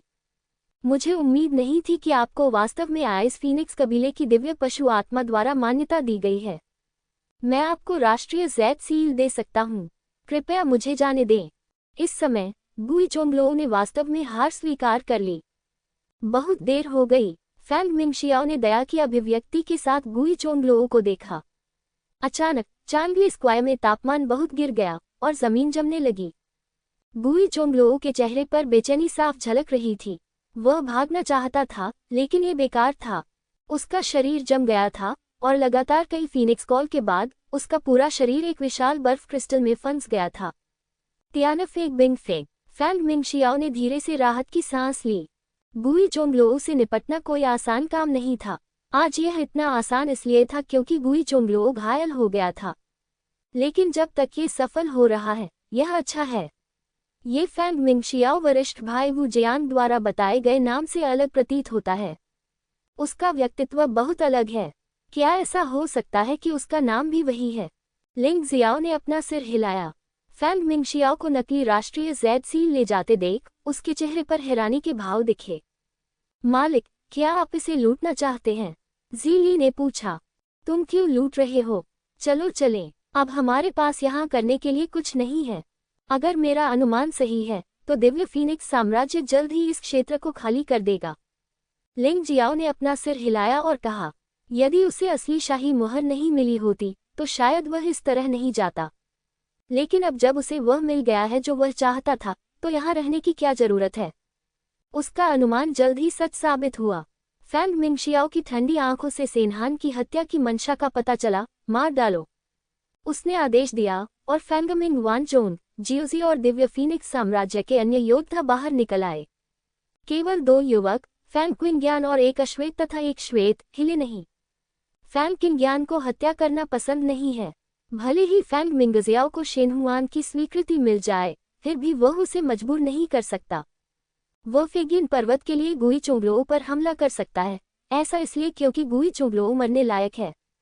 लेकिन अन्य योद्धाओं को क्या दोष दिया जाए? 2 युवक, एक काला और एक सफेद। सफेद वाला फैंग येनशान था और काला वाला फैंग मिंग किशान था। उन्होंने कोई कदम नहीं उठाया। येनशान, ऐसा लगता है कि इस बार तुमने अपनी सारी मेहनत खत्म कर दी है और किसी और के लिए शादी का जोड़ा बना दिया है। हमारे पूर्वज उस लड़की फैंग मिंगशियाओ को साधने पर ध्यान केंद्रित करने की योजना बना रहे हैं। मैं पहला कदम उठाऊंगा। फैंगमिंग किशान ने थोड़ा गर्वित होकर उपहास किया। वह हवा में उछला और बिना किसी देरी के चला गया। चूंकि आप शाही मुहर प्राप्त नहीं कर सकते, इसलिए इसे रखने का कोई मतलब नहीं है। फैंग येनशान का चेहरा हमेशा की तरह उदासीन था, मानो घटनास्थल पर जो कुछ भी हुआ उससे उसका कोई लेना देना नहीं था। कोई नहीं जानता था कि वह क्या सोच रहा था, और वह वहां से नहीं गया। वह बस वहां खड़ा रहा और हत्याओं को जारी देखता रहा। आप सभी लोगों को नहीं मार सकते। अचानक उसके मुंह से एक बड़बड़ाहट निकली। तभी उसने फैंग मिंगशियाओ को लिंगजियाओ के सामने आते देखा। फैंग येनशान ने भौहें सिकोड़ते हुए कहा, चाची जियाओ, आप उसे नहीं मार सकती। केवल फैंग येनशान ही जानता था कि लिंगजियो कितना भयानक था, और इस वजह से उसके जैसा चालाक और क्रूर व्यक्ति लिंगजियो के खिलाफ साजिश रचने को तैयार नहीं था। क्योंकि गणनाएं तो चलती ही रहती हैं, और अंत में मुझे भी इस गणना में शामिल किया जा सकता है।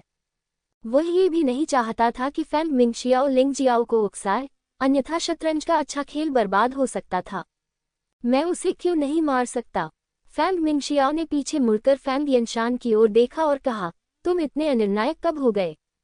हम किसी को भी इस तथ्य के बारे में नहीं बता सकते कि हमें आज राष्ट्रीय ज़ेड सील मिली है, इसलिए हमारे अपने लोगों को छोड़कर बाकी सभी को मरना होगा। चाची जियो, आप पहले ऐसी नहीं थी। फैंग येनशान कड़वी मुस्कान के साथ बोला, आपको मुझे सिखाने की जरूरत नहीं है कि मैं क्या हूँ। इसके बाद फैंग मिंगशियाओ ने अब फैंग येनशान पर ध्यान नहीं दिया, लेकिन लिंगजियो को देखा और कहा, अब मैं आपको 2 विकल्प देता हूँ, एक है मरना, दूसरा है दिव्य फीनिक्स पवित्र प्रकाश का बपतिस्मा स्वीकार करना। लिंगजियो को पता था कि दिव्य फीनिक्स पवित्र प्रकाश क्या था। यह अफवाह है कि जब तक कोई व्यक्ति इस प्रकाश से प्रकाशित होता है, वह अपने दिल की गहराई से दिव्य फीनिक्स साम्राज्य का एक वफादार मंत्री बन जाएगा और मृत्यु तक पूरी तरह से वफादार रहेगा। ये कुछ हद तक दिमाग धोने जैसा लगता है, लेकिन अधिक प्रभावी है। लिंगजियो को कुछ ऐसा चुनने दो जो मौत से भी बदतर हो, फिर मर जाना बेहतर होगा। इसके अलावा हो सकता है कि उसकी मृत्यु न हो। दोनों पक्षों की वर्तमान ताकत के बारे में उन्होंने मतभेदों की तुलना नहीं की। चंद्रमा लड़की किसी भी समय प्रकट हो सकती है और युद्ध शक्ति में अंतर को पूरी तरह से पूरा कर सकती है। मुझे खेद है, मुझे ऐसे बहुविकल्पीय प्रश्न करने में कोई रुचि नहीं है। लिंगजियाओ ने अपना सिर हिलाया और कहा, मैंने आपके प्रश्न का उत्तर दे दिया है। अब मैं आपसे एक प्रश्न पूछना चाहता हूँ। क्या आप वू जियांग नाम के व्यक्ति को जानते हैं? ये सवाल पूछते समय लिंगजियाओ फैंग मिंगजियाओ की प्रतिक्रिया पर ध्यान दे रहा था। फैंग मिंगशियाओ ये नाम सुनकर स्पष्ट रूप से हिल गया था, लेकिन वह जल्दी ही सामान्य हो गया। मुझे नहीं पता। फैंग मिंगशियाओ ने अपना सिर हिलाया। जैसा कि अपेक्षित था, आपको दिव्य फीनिक्स के पवित्र प्रकाश द्वारा बपतिस्मा दिया गया है। यहाँ तक कि आपका मस्तिष्क भी शुद्ध हो गया है। आप कितने दयनीय हैं। हालांकि लिंगजियो इसे स्वीकार करने के लिए तैयार नहीं था, लेकिन अब उसे यह स्वीकार करना पड़ा कि यह फैंग मिंगजियाओ ही वह फैंग मिंगजियो था जिसके बारे में वू जियांग दिन रात सोचता था। बात बस इतनी सी थी कि उन्हें फीनिक्स के पवित्र प्रकाश द्वारा बपतिस्मा दिया गया था और वे पूरी तरह से फीनिक्स साम्राज्य के गुंडे बन गए थे। लिंगजियो को नहीं पता था कि फैंग मिंग किशान द्वारा उल्लिखित पूर्वज कौन थे, लेकिन वह जानता था कि फीनिक्स साम्राज्य महत्वाकांक्षी और शक्तिशाली था, और अब जो उसने देखा वह सिर्फ हिमशैल का सिरा नहीं था। तुम बहुत बकवास करते हो, तुम भी जाकर मर सकते हो, बिल्कुल उनकी तरह। जहां फैंग मिंगजियो की पतली उंगलियां इशारा करती थीं, वहां लाशें थीं। ठंडा और अनिच्छा से भरा हुआ। ये लोग बस आसपास जासूसी कर रहे थे, ये पता लगाने की कोशिश कर रहे थे कि आखिरकार शाही मुहर किसे मिलेगी। हालांकि फिर भी फैंग मिंगजियो ने उन्हें जाने नहीं दिया। शाही मुहर की बात किसी को पता नहीं चलनी चाहिए, अन्यथा अनंत हानि होगी। आप कोशिश कर सकते हैं। लिंग जियो के चेहरे पर अभी भी मुस्कान थी, लेकिन वह ठंडी हो गई थी। फैंग मिंगजियो को यह समझ में नहीं आया कि यह युवक किस पर भरोसा करता है और वह उसकी धमकी के तहत भी इतना शांत रह सकता है, इतना आश्वस्त और आश्वस्त। आखिर वह किस पर निर्भर था? युद्ध लगभग आसन था। फैंग मिंगशियाओ का पतला हाथ हत्या के लिए इस्तेमाल किया जाने वाला हाथ था। कोई बात नहीं, वापस चले जाओ, वो बकवास नहीं करेगा। जब फैंग मिंगशियाओ कार्रवाई करने ही वाला था, तभी आसमान से एक बुरी आवाज आए और सबके कानों में गूंज उठी। फैंग मिंगशियाओ एक पल के लिए स्तब्ध रह गया और अंततः उसने हाथ वापस खींच लिया। ये दृश्य देखकर फैंग यनशान ने भी राहत की सांस ली। चाहे लिंग जियाओ की मृत्यु हो जाए या फैंग मिंगजियाओ मुसीबत में पड़ जाए, यह उसके लिए अच्छा नहीं था। ये दोनों लोग उसकी शतरंज की बिसात पर दो महत्वपूर्ण मोहरे थे और उन्हें फिका नहीं जाना चाहिए।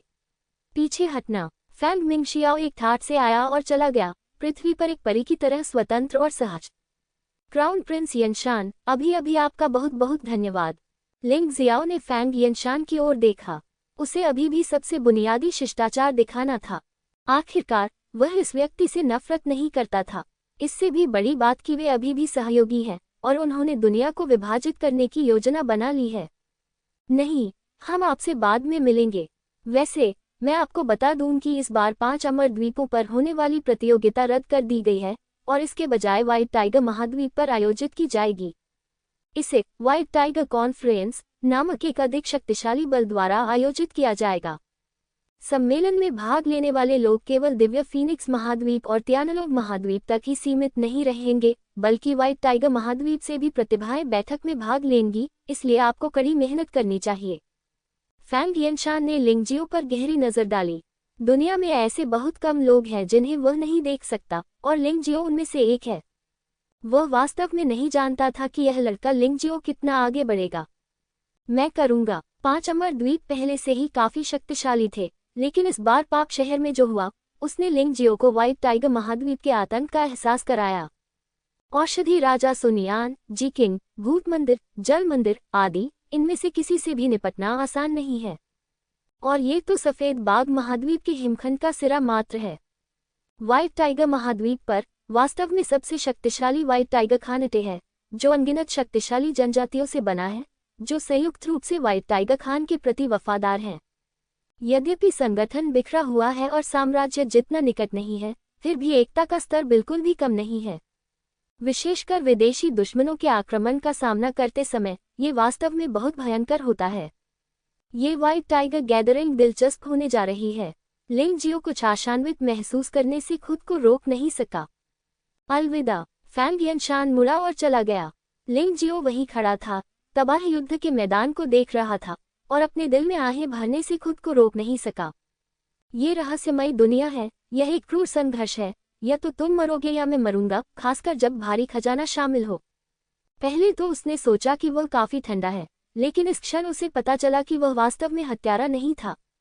वह कभी भी निर्दोष लोगों की अंधाधुंध हत्या नहीं करेगा, जब तक कि दूसरा पक्ष उसे मारना न चाहे या सीधे उस पर हमला न करे। वह क्रूर हो जाएगा। लेकिन फैंग मिंगशियाओ, फैंग यनशान और फैंगमिंग किशान जैसे लोग अलग हैं। उनका उद्देश्य शायद कि मैं दुनिया को धोखा देने की बजाय खुद को धोखा देना सीखूंगा। यहाँ मरने वाले बहुत से योद्धाओं ने वास्तव में कुछ भी नहीं किया था। उनकी गलती यह थी कि उन्होंने ऐसी चीजें देखी जो उन्हें नहीं देखनी चाहिए थी, इसलिए उन्हें मरना पड़ा। चलो हम भी वापस चलें। हल्की सी आह भरते हुए लिंगजियाओ मुड़ा और चला गया। पाप नगरी अब लंबे समय तक रहने लायक जगह नहीं रही और वह अब वहां और नहीं रहना चाहता। सबके चले जाने के बाद एक तलवार की रोशनी सचमुच एक लाश को चीरती हुई निकली और उसमें से एक व्यक्ति निकला। मुझे उम्मीद नहीं थी कि शाही मुहर वास्तव में दिव्य फीनिक्स साम्राज्य के शाही परिवार के हाथों में आ जाएगी। इस व्यक्ति ने घृणा से दिव्य फीनिक्स इंपीरियल कैपिटल की ओर देखा, अपने दांत पीसते हुए खुद से कहा, मुझे आश्चर्य है कि अगर यह बात फैल गई तो क्या होगा। मुझे दोष मत दो, ये तुम ही थे जो निर्दयी थे। अगर मैं बचपन में रोमांच का अनुभव नहीं करता और गर्भ में प्रवेश करने की विधि नहीं सीखता, तो मुझे डर है कि आज तुम मुझे मार देते। मैं मोकान तुम्हें कभी भी आसान समय नहीं दूंगा। तुरंत उसने लिंग जियाओ की दिशा में देखा और कहा, लिंग जियाओ, तुमने बिबो द्वीप पर बहुत से लोगों को मार डाला है। तुम शांतिपूर्ण जीवन जीने के योग्य नहीं हो। मैं तुम्हें वह कीमत चुकाने पर मजबूर करूंगा जिसके तुम हकदार हो। इतना कहकर वह वहां रुका और जल्दी से चला गया। यद्यपि वह खून से लथपथ था, फिर भी वह बच गया। और न केवल लिंग जियो को इसके बारे में पता था, बल्कि दिव्य फीनिक्स साम्राज्य के लोगों को भी इसके बारे में पता नहीं था। लगभग उसी समय सिन सिटी के पास एक समुद्री क्षेत्र में काले वस्त्र पहने एक बूढ़ा आदमी चांदनी की तरह चमकती एक महिला के सामने खड़ा था। वे दोनों सैकड़ों मीटर की दूरी पर थे, लेकिन उनकी सांसों के कारण समुद्र में लहरें उठ रही थीं। मैंने वैसा ही किया जैसा आपको बताया गया था और लड़के को जाने दिया, लेकिन क्या महामहिम युएनवा मेरे प्रश्न का उत्तर देंगे? काले लबादे वाला बूढ़ा आदमी बोला। पूछना। मूंगल के शब्द बहुत सरल हैं। आखिर तुम उस बच्चे की मदद क्यों कर रहे हो? तुम्हें पता होना चाहिए कि हमारे दिव्य फीनिक्स कबीले में भी आधा मानव रक्त है। यदि तुम मानव जाति को पुनर्जीवित करना चाहते हो, तो जाहिर है कि हमारी सहायता करना अधिक उचित होगा। बूढ़ा आदमी थोड़ा उलझन में था। क्योंकि मुझे ये पसंद है। क्या आप इस उत्तर से संतुष्ट हैं? यूनू ने शांति से कहा। पसंद करना। काले लबादे में बूढ़ा आदमी एक पल के लिए स्तब्ध रह गया, फिर जोर से हंसने लगा और बोला, महाराज यूएनू, मजाक करना बंद करो। आप एक ऐसे युवा लड़के से कैसे प्यार कर सकते हैं जो कुछ भी नहीं समझता? विश्वास करो या न करो, बाद में मिलते हैं। यूनू ने काले लबादे वाले बूढ़े आदमी से बकवास करना जारी नहीं रखा। ये पुष्टि करने के बाद कि लिंग जियो चला गया है, वह मुड़ी और चली गई। युएनवा की स्वप्निल पीठ को देखते हुए काले लबादे में बूढ़ा आदमी वास्तव में हिंसक रूप से कांप उठा। सुप्रभात युएनवा, जब मैंने अतीत में तुम्हारा पीछा किया था, तो तुम युएहुआ संप्रदाय से बाहर आना भी नहीं चाहते थे। अब मुझे एक जवान लड़के से प्यार हो गया है। बस रुको, मैं उसे मरने दूंगी, पक्का। ये कहते ही उसके होठों पर एक बहुत ही ठंडी मुस्कान उभर आई। हवा उसके काले लबादे में से होकर गुजरी, जिससे उसका आधा चेहरा दिखाई देने लगा, जो कि फैंगियन शान से 90% मिलता जुलता था। तुरंत ही वह हवा में उछलकर चला गया। जब लिंग जियो यूनिया की हवेली में पहुंचा, तो यूनू अभी अभी लौटा था। तुम ठीक हो? यूनू को देखकर लिंग जियो को बिना पूछे ही पता चल गया कि वह क्या कर रही है। अभी चांगले स्क्वायर में वह बूढ़ी आवाज उसे जाने देने को तैयार थी, जो स्वाभाविक रूप से यूनू के कारण था। उन्होंने यह नहीं सोचा था कि उनकी प्रतिष्ठा इतनी बड़ी है कि इतने बड़े शख्स को मदद करने की अनुमति मिल सके। ये ठीक है, तुम्हें पता है मैं मजबूत हूँ। चांद लड़की मुस्कुराई। मुझे पता है कि आप मजबूत हैं, लेकिन दुनिया में बहुत सारे मजबूत लोग हैं।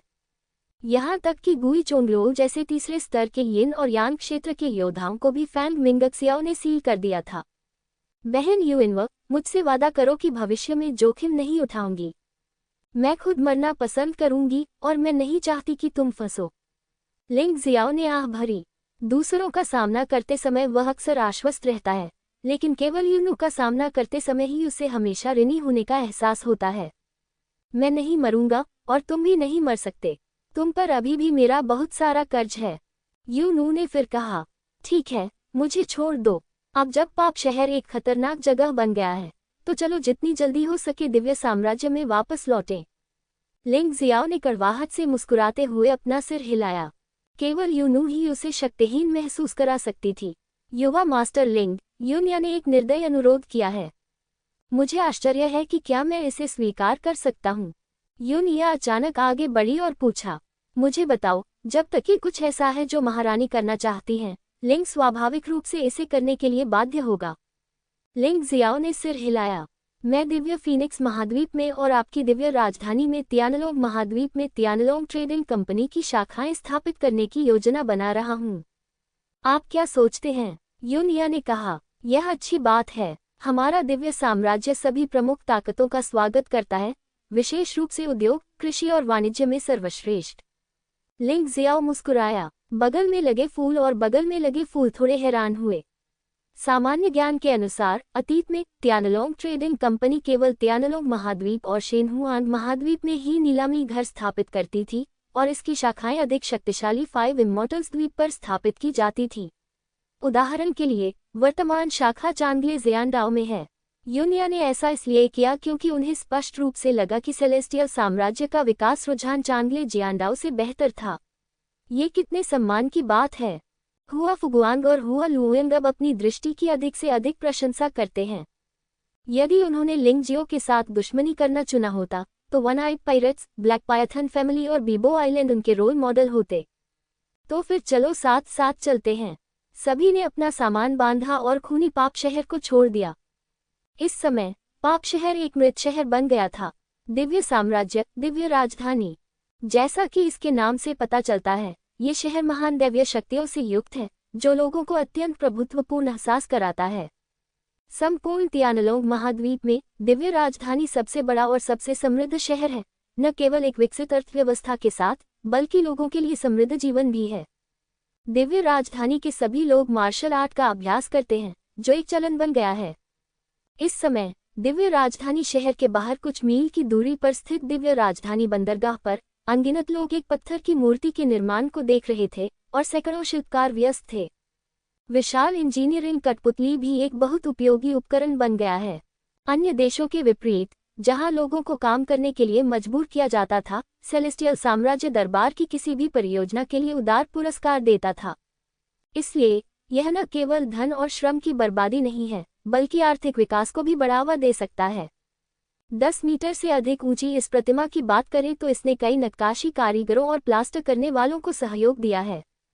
इस मूर्ति का चेहरा सुंदर है। वह सैन्य वर्दी, सफेद वस्त्र और सफेद लबादा पहने हुए है। उसके हाथ में 3 फुट लंबी हरी तलवार है और वह दूर तक देख रहा है। उसकी गहरी आंखों में बुद्धिमत्ता और अहंकार दोनों हैं। इस मूर्ति का मालिक कोई और नहीं बल्कि तियानचाओ साम्राज्य का तियानडी लिंगशियाओ है। तियानडी लिंगशियाओ एक शक्तिशाली व्यक्ति है। उसने न केवल सच्चे दानव साम्राज्य को हराया, बल्कि समुद्री कबीले की पुनर्स्थापना की महत्वाकांक्षा को भी बार बार विफल किया। संपूर्ण तियानचाओ साम्राज्य ये कहने की हिम्मत नहीं करता कि हर स्थान देव शहर की तरह समृद्ध और शांतिपूर्ण है, लेकिन यह निश्चित रूप से उस समय की तुलना में बहुत बेहतर है जब इसे सच्चे दानव साम्राज्य द्वारा उत्पीड़ित किया गया था। बाहरी लोग तियानचाओ साम्राज्य के लोगों पर इस बात के लिए हंसते हैं कि वे इतने छोटे पीले बालों वाले लड़के की पूजा करते हैं। हालांकि तियानचाओ साम्राज्य के लोगों को इस युवक पर गर्व है। उन्हें उम्र की परवाह नहीं है। जब तक वह उन्हें एक अच्छी जिंदगी दे सकता है, वह उनके दिमाग में सबसे अच्छा राजा है। इसलिए जो कोई भी दिव्य साम्राज्य में लिंगजियो का अपमान करने की हिम्मत करता है, उसका अंत शायद अच्छा नहीं होगा। आज का दिव्य साम्राज्य ऊपर से नीचे तक एकजुट है और इसमें वास्तव में एक नए साम्राज्य के उदय की शक्ति है।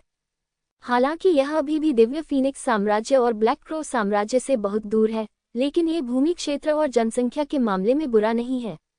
अगला कदम योद्धाओं की गुणवत्ता और संख्या में सुधार करना है। केवल सैन्य बल ही जुबान क्षेत्र की कुंजी है और बाकी सब सहायक हैं। अन्यथा कोई भी देश कितना भी अमीर क्यों न हो, दूसरों की नज़र में वह सिर्फ एक मोटा मांस का टुकड़ा है। मुझे नहीं पता कि आज कितने लोग सेलेस्टियल एम्पायर देख रहे हैं। लिंगजियाओ ने पाप शहर में जाने से पहले योद्धाओं से संबंधित कई लेख और कानून तैयार किए और उन्हें लागू किया। सम्राट वू जियांग ने इन्हें काफी अच्छी तरह से क्रियान्वित किया। आज का सेलेस्टियल एम्पायर, तियानक्सुआन अकादमी, तियानचाओ कॉलेज और तियानावू हॉल देश में 3 प्रमुख मार्शल आर्ट पवित्र स्थान हैं। तियानक्सुआन अकादमी योद्धाओं को प्रशिक्षित करती है, तियानचाओ कॉलेज जियांगकाई को प्रशिक्षित करता है, तियानावू हॉल जनरलों को प्रशिक्षण देता है। श्रम विभाजन अभी भी बहुत स्पष्ट है। तियानक्सुआन अकादमी से स्नातक होने वाले अधिकांश योद्धा दरबार में शामिल होने के बजाय इधर उधर घूमना पसंद करते थे, जो अधिक स्वतंत्र था। तियानचाओ अकादमी द्वारा प्रशिक्षित सभी लोग बुद्धिमान और समझदार नागरिक अधिकारी हैं। तियानावू हॉल एक ऐसा स्थान है जो सेना के लिए प्रतिभाओं को प्रशिक्षित करता है।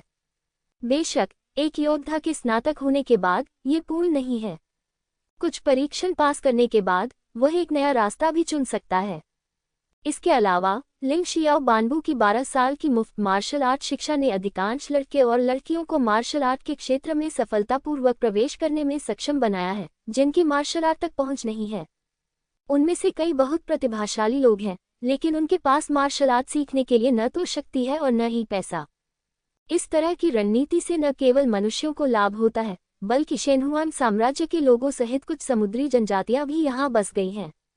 यद्यपि लोगों के बीच कुछ भेदभाव हो सकता है, लेकिन तियानचाओ साम्राज्य में भेदभाव के लिए बहुत कठोर दंड का प्रावधान है। एक समृद्ध और सहिष्णु साम्राज्य अपनी प्रारंभिक अवस्था में लगातार आगे बढ़ रहा है। ऐसा प्रतीत होता है कि लोग एक अज्ञात छोटे व्यक्ति से अपने तियांडी जैसे महान व्यक्ति बनने के लिए बहुत सारी ऊर्जा बचाकर रखते हैं। शेंदू बंदरगाह शेंदू और शेनहुआन साम्राज्य के बीच एक महत्वपूर्ण व्यापारिक बंदरगाह है। योद्धा और पर्यटक भी यहाँ आते जाते हैं, इसलिए ये काफी जीवंत है। 10 मीटर से अधिक ऊंची यह मूर्ति सुबह के सूरज की ओर मुंह करके धीरे धीरे खड़ी होती है, जिसे देखकर कई लोग उत्साहित हो जाते हैं। लोग गुप्त रूप से चर्चा करते हैं कि हाल ही में उन्होंने मार्शल आर्ट में कितनी प्रगति की है, उनका व्यवसाय कितना अच्छा है, अनाज उत्पादन में कितनी वृद्धि हुई है, आदि। अंतिम विषय अनिवार्य रूप से लिंगजियो पर आ जाएगा। ऐसा कहा जाता है कि उस समय का मानव राजा बहुत बुद्धिमान और ज्ञानी था। हमारा स्वर्ग का सम्राट संभवतः मानव राजा की तरह ही उच्चतर ग्रह से है, अन्यथा वह इतनी सारी बातें कैसे जान सकता था जो अन्य लोग नहीं समझते। ऐसा अवश्य होगा। स्वर्ग के सम्राट महामहिम के नेतृत्व में हमारा तियानचाओ साम्राज्य निश्चित रूप से शेनहुआन साम्राज्य जितना ही समृद्ध और शक्तिशाली देश बन जाएगा। आप बहुत अवास्तविक हैं। कम से कम आपको व्हाइट टाइगर साम्राज्य के स्तर तक बढ़ना होगा। एक के बाद एक चर्चाएं हुई और हंसी मजाक जारी रहा। हालांकि इस समय सीटी की आवाज ने इस सामंजस्यपूर्ण माहौल को तोड़ दिया। सीटी की आवाज एक आलीशान स्टील के जहाज से आ रही थी, जो आध्यात्मिक पत्थरों से संचालित था। यह न केवल शक्तिशाली बल्कि दबंग भी लग रहा था। धनुष पर बना लोगो एक जलपरी की तरह था जो एक बड़ी पानी की बूंद को पकड़े हुए थी। कुल मिलाकर कारीगरी इतनी सजीव थी कि लोग इसकी तारीफ किए बिना नहीं रह सके। कौन इतना दुस्साहसी है? क्या तुम्हें नहीं पता कि यह पहले से ही नो साउंडिंग जोन है? किनारे पर मौजूद लोग चर्चा करने लगे। हाँ, स्वर्ग के सम्राट ने आदेश दिया है कि आसपास के लोगों के जीवन में व्यवधान न हो, इसके लिए यहाँ नो साउंडिंग जोन स्थापित किया जाए। ये स्पष्ट रूप से स्वर्ग के सम्राट को गंभीरता से नहीं लेना है। उसके बगल में बैठे व्यक्ति ने गुस्से से कहा। शायद ऐसा इसलिए था क्योंकि सीटी की आवाज बहुत तेज थी और बहुत देर तक चलती रही और यह मौत की घंटी की तरह लग रही थी। एक पल के लिए इसने शेंदू पोर्ट में सभी का ध्यान आकर्षित कर लिया। लग्जरी जहाज के आगे कई युवक और युवतियां थे, जिनमें से प्रत्येक ने बहुत ही अलग अलग कपड़े पहने हुए थे और वे बिल्कुल भी दिव्य साम्राज्य की तरह नहीं दिख रहे थे। और ये सभी युवक और युवतियां बहुत ही शानदार दिख रहे थे। चाहे उन्हें कहीं भी रखा जाए, पुरुष सुंदर थे और महिलाएं सुंदर थीं। लेकिन फिर भी 2 पुरुष और महिलाएं ऐसे थे जो भीड़ से अलग दिख रहे थे। वह आदमी सुंदर और आकर्षक था, लेकिन उसकी आंखों में हमेशा जहरीली क्रूरता छाई रहती थी। वह महिला सुंदर, गौरवल और विलासिनी थी। पास में ही कई महिला शिष्याएं उनकी आज्ञाकारी थीं, कुछ चाय परोस रही थीं, कुछ पानी डाल रही थीं, बिल्कुल रानी की तरह। भाई बहन, हम तियानलोंग महाद्वीप के इस टूटे फूटे स्थान पर क्यों आते हैं? न केवल ये पिछड़ा हुआ है, बल्कि योद्धाओं का स्तर भी बेहद खराब है। यह अर्थहीन है। एक आदमी ने अपनी आवाज में तीव्र तिरस्कार के साथ कहा। हाँ, घाट पर उन योद्धाओं को देखो, वे सचमुच बहुत बुरे हैं। मालिक ने हमें यहाँ क्यों आने दिया? एक अन्य व्यक्ति ने असमंजस में पूछा। उसने उन योद्धाओं की ओर दोबारा देखने की भी जहमत नहीं उठाई। हाँ, कनिष्ठ भाई, आपने जो कहा वह सच है। तियानलोंग महाद्वीप तो बस एक छोटी सी जगह है। मैंने सुना कि उस दिन स्वर्ग का सम्राट सिर्फ 17 साल का लड़का था, मुझसे छोटा, वरिष्ठ भाई, लेकिन उसने खुद को स्वर्ग का सम्राट कहने और एक देश पर शासन करने की हिम्मत की। मैंने वास्तव में इसके बारे में सोचा। देखो वह किस तरह का घमंडी व्यक्ति है। बड़े भाई ने अपनी आंखों में क्रूर भाव लिए ठंडे स्वर में कहा। देखो, क्या घाट पर खड़ी मूर्ति लिंगजियाओ जैसी ही नहीं है? मैंने इसे दिव्य फीनिक्स साम्राज्य की राजधानी में देखा था और यह बहुत समान है। इस साम्राज्य की शिल्पकला वास्तव में बहुत अच्छी है। वह युवती जो रानी की तरह गर्वित थी, मुस्कुराए और बोली। मूर्ति की ओर इशारा करते हुए वह थोड़ा चंचल महसूस कर रहा था। हम खलनायक सफल हैं और ऊर्ध्वाधर बच्चे भगवान हैं। इसे स्पष्ट रूप से कहें तो लिंगजियो के पास उसकी रक्षा करने के लिए बस एक अच्छी महिला है। यूनू के बिना वह कुछ भी नहीं है। एक अन्य व्यक्ति ने गुस्से से कहा। बस यही है, वह तो एक काया है जो एक औरत के पीछे छिपा हुआ है। और यदि हमारे वरिष्ठ भाई बहन इच्छुक हों तो दिव्य साम्राज्य की बात तो दूर, दिव्य फीनिक्स साम्राज्य पर भी आसानी से विजय प्राप्त की जा सकती है। प्राचीन काल से ही चापलूसों की कमी नहीं रही है और ऐसा लग रहा था कि इस जहाज पर बहुत सारे चापलूस लोग थे। मैंने सुना है कि उस समय के स्वर्गीय सम्राट के पास 10 दिशाओं के स्वर्ग की साधना का आधार था। उसने इतनी कम साधना करके खुद को सम्राट कहलाने का साहस किया। क्या यह मौत की तलाश नहीं है? हमारे वरिष्ठ भाइयों और बहनों की तो बात ही छोड़िए, हम भी उसे सिर्फ एक छोटी उंगली से कुचलकर मार सकते हैं। चापलूसों की बातें सुनकर दुष्ट आंखों वाला युवक मुस्कुराया और उसकी ठोड़ी और ऊपर उठ गई तथा वह और भी अधिक अभिमानी हो गया। वह रानी जैसी महिला भी आकर्षक ढंग से मुस्कुराई। इस दुनिया में ये सच है कि अधिकांश लोग अभी भी अच्छी बातें सुनने के लिए तैयार हैं। आपको ये स्वीकार करना होगा। अर्थात हमारे वरिष्ठ भाई और वरिष्ठ बहन एकांत में साधना कर रहे हैं और दुनिया में यात्रा करने के लिए बाहर नहीं निकले हैं, इसलिए वे बकवास 10 फीनिक्स सन्स और 7 दुष्ट सितारे कुछ भी नहीं हैं। 2 वरिष्ठ भाइयों और वरिष्ठ बहनों की प्रतिभा के साथ पूरे दिव्य फीनिक्स को देखते हुए मुख्य भूमि में कोई भी इसका मुकाबला नहीं कर सकता है। इस मात्र ट्यानलोग महाद्वीप की तो बात ही छोड़िए। चुप रहो, वरिष्ठ भाई ने अचानक ठंडी सांस ली और कहा, 10 फीनिक्स और 7 दुष्ट सितारे अभी भी बहुत शक्तिशाली हैं। मेरी छोटी बहन और मुझे उनमें सबसे आगे होना चाहिए, लेकिन मैं निश्चित रूप से यह कहने की हिम्मत नहीं कर सकता कि वे बकवास हैं। यद्यपि ये शब्द विनम्रता जैसे लग सकते हैं, लेकिन वास्तव में ये गर्व की बात है। आपको पता होना चाहिए कि शिहुआंगजी और किशेक सिंह दिव्य फीनिक्स साम्राज्य और ब्लैक क्रॉस साम्राज्य में सबसे उत्कृष्ट युवा प्रतिभाएं हैं। यदि उन्हें रैंक किया जा सकता है तो ये पहले से ही बहुत अच्छा है। उन्होंने वास्तव में कहा कि उन्हें सबसे आगे स्थान दिया जा सकता है। यहाँ तक कि लिंगजियो भी अब इस तरह की बात कहने की हिम्मत नहीं करता। आखिरकार फैंग यनशान, फैंगमिंग किशन और फैंगमिंग वुशान सभी अथाह युवा लोग हैं। वे हर पल प्रगति कर रहे हैं। लिंगजियाओ की साधना और शक्ति में सुधार हुआ है और वे भी स्थिर खड़े नहीं रहते बल्कि सुधार कर रहे हैं। ये व्यक्ति बहुत घमंडी है। वरिष्ठ भाई सही कह रहे हैं। इस बार मुझे लगता है कि दिव्य फीनिक्स साम्राज्य के 10 फीनिक्स बेटों के लिए अपना स्थान बदलने का समय आ गया है। कुछ हारे हुए लोग हैं जो लिंगजियाओ को भी नहीं डरा सकते। 10 फीनिक्स बेटों की उपाधि लेना एक बर्बादी है। घमंडी युवती भी घृणा से मुस्कुराई। ठीक है, व्हाइट टाइगर स्टॉर्म सम्मेलन जल्द ही आयोजित किया जाएगा। उससे पहले दिव्य फीनिक्स साम्राज्य प्रतिभागियों का चयन करता है। हालांकि लिंगजियो दिव्य राजवंश का सम्राट है, फिर भी वह दिव्य फीनिक्स साम्राज्य का ड्रैगन राजा है, इसलिए उसे भाग लेने के लिए योग्य होना चाहिए। उसे देखना चाहिए कि कुएं में मेढक होने का क्या मतलब है। वरिष्ठ भाई ने व्यंग्य करते हुए कहा, अब उन निकम्मे फीनिक्सों का समय आ गया है जो शौचालय में घुस जाते हैं और मलत्याग नहीं करते। अब समय आ गया है कि हम यहाँ से चले जाएं। दिव्य फीनिक्स महाद्वीप और तियानलोग महाद्वीप में निश्चित रूप से बहुत से लोग नहीं हैं जो ये कहने की हिम्मत करते हैं कि 10 फीनिक्स पुत्रों में निचली रैंकिंग बेकार है। लिंगजियो की गिनती 1 के रूप में होती है। ये व्यक्ति स्पष्टतः लिंगजियो से भी अधिक पागल है। वरिष्ठ भाई ने जो कहा वह सच है। तियानलोग महाद्वीप को इस बार शेनहुआंग महाद्वीप की चयन प्रक्रिया में मिला दिया गया है। इसे अच्छे से कहें तो इसे ड्रैगन फीनिक्स चयन कहा जाता है। वास्तव में तियानलोग महाद्वीप सिर्फ एक जागीरदार है। दिव्य फीनिक्स महाद्वीप विशाल है और इसमें कई युवा प्रतिभाएं हैं। इस बार ड्रैगन और फीनिक्स का चयन शायद तूफान मचा देगा।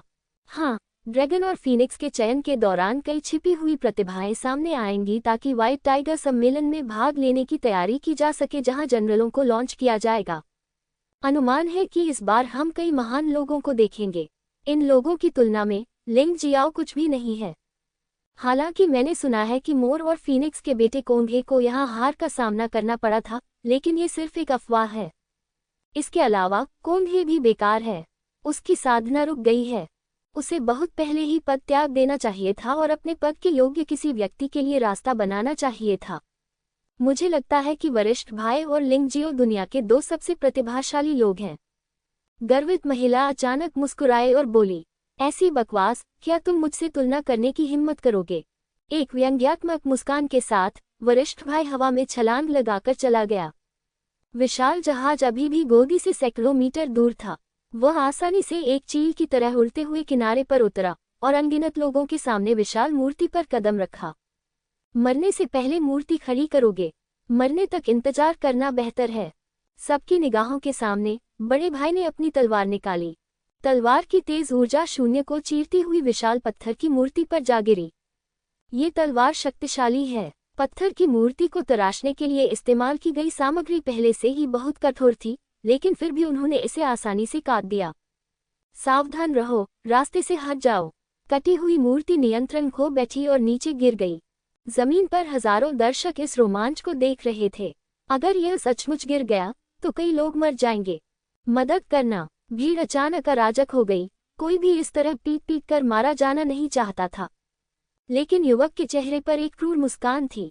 इस त्रासदी को घटित होते देख न केवल उन्हें घबराहट या सहानुभूति महसूस नहीं हुई, बल्कि वे मुस्कुराए। इसी समय अचानक कुछ लोगों का समूह दूर से दौड़ता हुआ आया। उनमें से प्रत्येक पारलौकिक क्षेत्र में एक उत्कृष्ट योद्धा थे। शेनहुआंग महाद्वीप में ऐसे योद्धाओं का उल्लेख करना उचित नहीं है। वे केवल सबसे घृणित प्रकार के ही हो सकते हैं और उनके लिए जीवित रहना भी मुश्किल है। हालांकि त्यानलोंग महाद्वीप में वे अभी भी रीढ़ की हड्डी हैं और विशाल बहुमत पर उनका कब्जा है। वे घाट पर गश्ती दल के सदस्य हैं। ये देखकर कि यहाँ कुछ हुआ है, वे सब भागे। भाइयों, मलबा हटाना बंद करो और पहले लोगों को बाहर निकलने दो। नेता दहाड़ा, उछला और तेजी से गिरते हुए पत्थर पर हाथ रख दिया। फिर बाकी लोग भी कूद पड़े।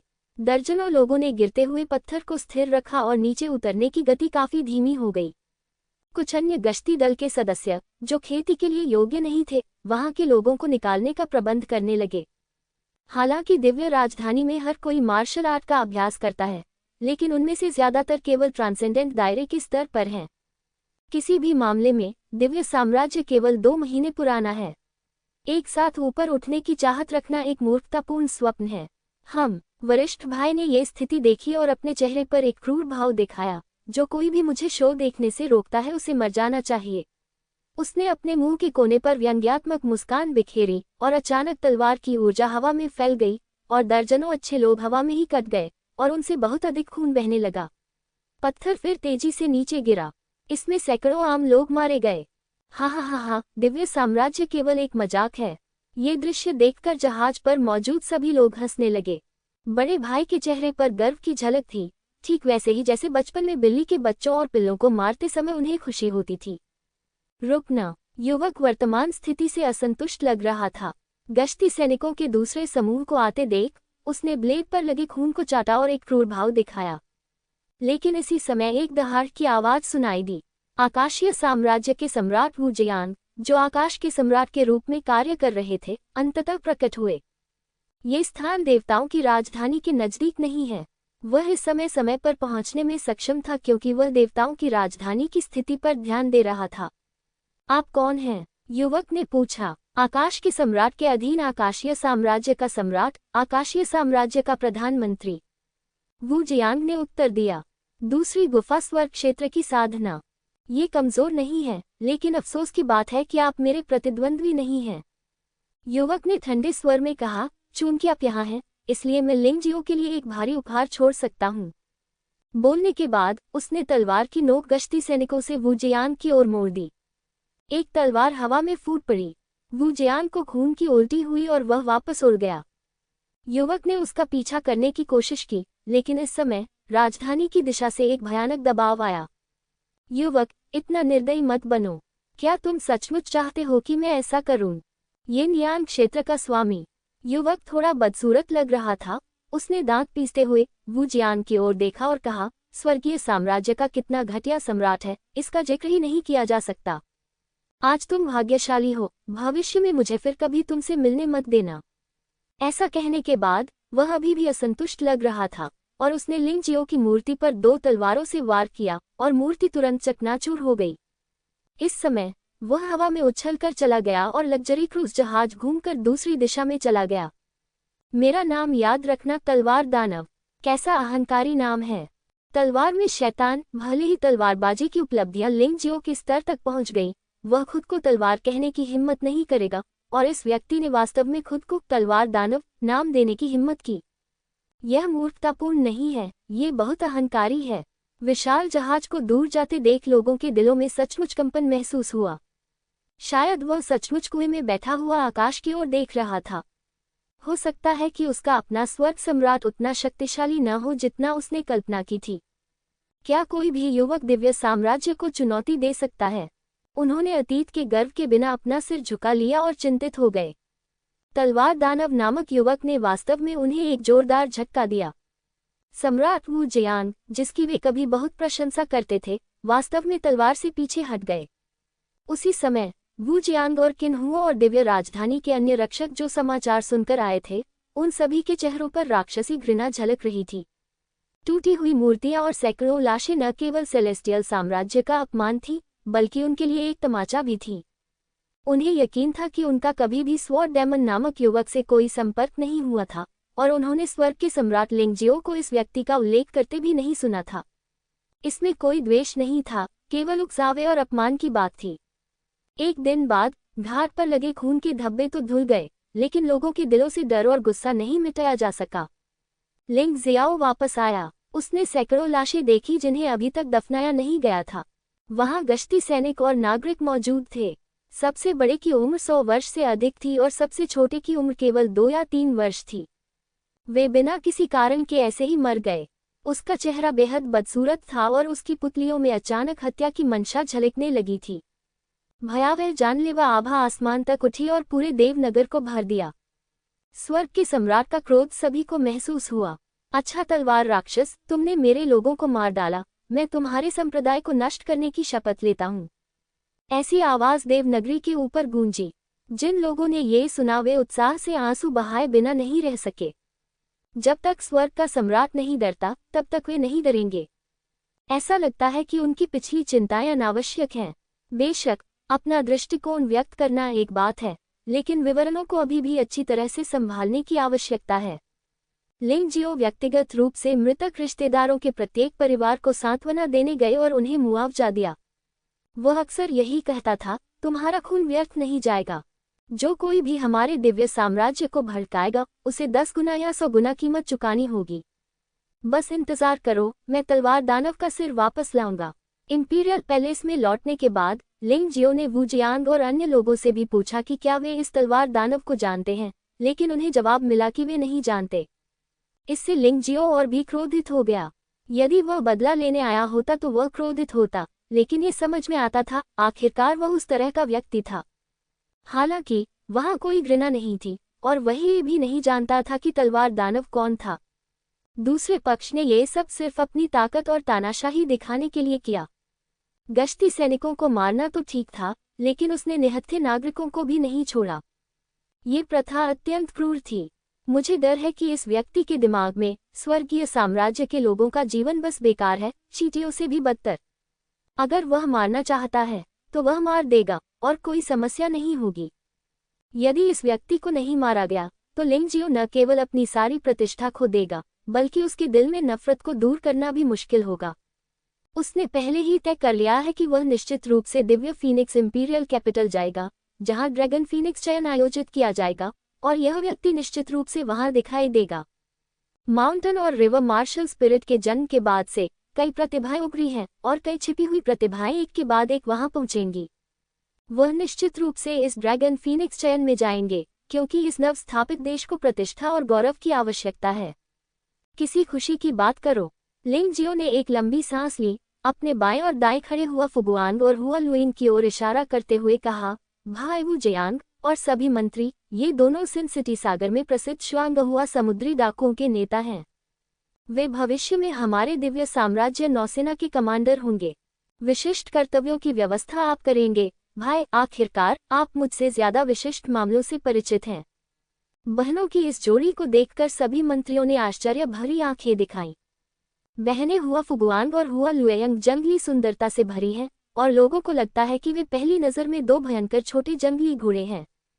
यूनू की पवित्रता, सुंदरता और कुलीनता से अलग, ठंडे ठंडे और खतरनाक लिंग मेई से अलग, आकर्षक जीली से अलग। यद्यपि वे भी स्वर्ग के सम्राट की अनुयायी महिलाएं हैं, फिर भी इन दोनों का अपना विशेष व्यक्तित्व है। बेशक सुंदरता एक चीज है, जुबान क्षेत्र में ताकत ही कुंजी है। हुआ फुगुआन गुफा स्वर्ग क्षेत्र में एक मजबूत आदमी है। हालांकि हुआ लुएयंग उसके जितनी अच्छी नहीं है, वह भी एक आधा कदम गुफा स्वर्ग क्षेत्र योद्धा है। इन दोनों महिलाओं की ताकत कमजोर नहीं है। लोग आहें भरने से खुद को नहीं रोक पाए। उनका स्वर्गीय सम्राट वास्तव में शक्तिशाली है। हर बार जब वह बाहर से किसी महिला को वापस लाता है तो वह न केवल सुंदर होती है, बल्कि इतनी शक्तिशाली भी होती है कि कई पुरुषों को शर्मिंदा कर देती है। मंत्री फिर से लिंगजियो को देखने से खुद को रोक नहीं सके। उनके स्वर्गीय सम्राट की आभा स्पष्ट रूप से अलग है। ये पहले से अधिक मजबूत है, लेकिन दबंग और अहंकारी हमेशा वहां रहते हैं। ऐसा लगता है कि पाप नगरी की यात्रा खतरनाक है, लेकिन इससे बहुत लाभ हुआ है। ठीक है, आप में से बाकी लोगों को अलग हो जाना चाहिए। आप में से प्रत्येक को अपना काम करना चाहिए। उदासी को हमारी नसों को दबाने मत दो। आपको दर्द को ताकत में बदलना चाहिए। लिंग जियो ने अपना हाथ लहराया और कहा, वु जियांग, जीनिंग, झीली, किन्हो, ली रुगुआन, झांग युफे, जुगिमिंग, मेंगटोन, शिन, हुआफुगुआन, गुआलुइग। आप सैन्य जनरल थोड़ी देर के लिए रुकें। मैं महत्वपूर्ण व्यवस्थाएं हैं।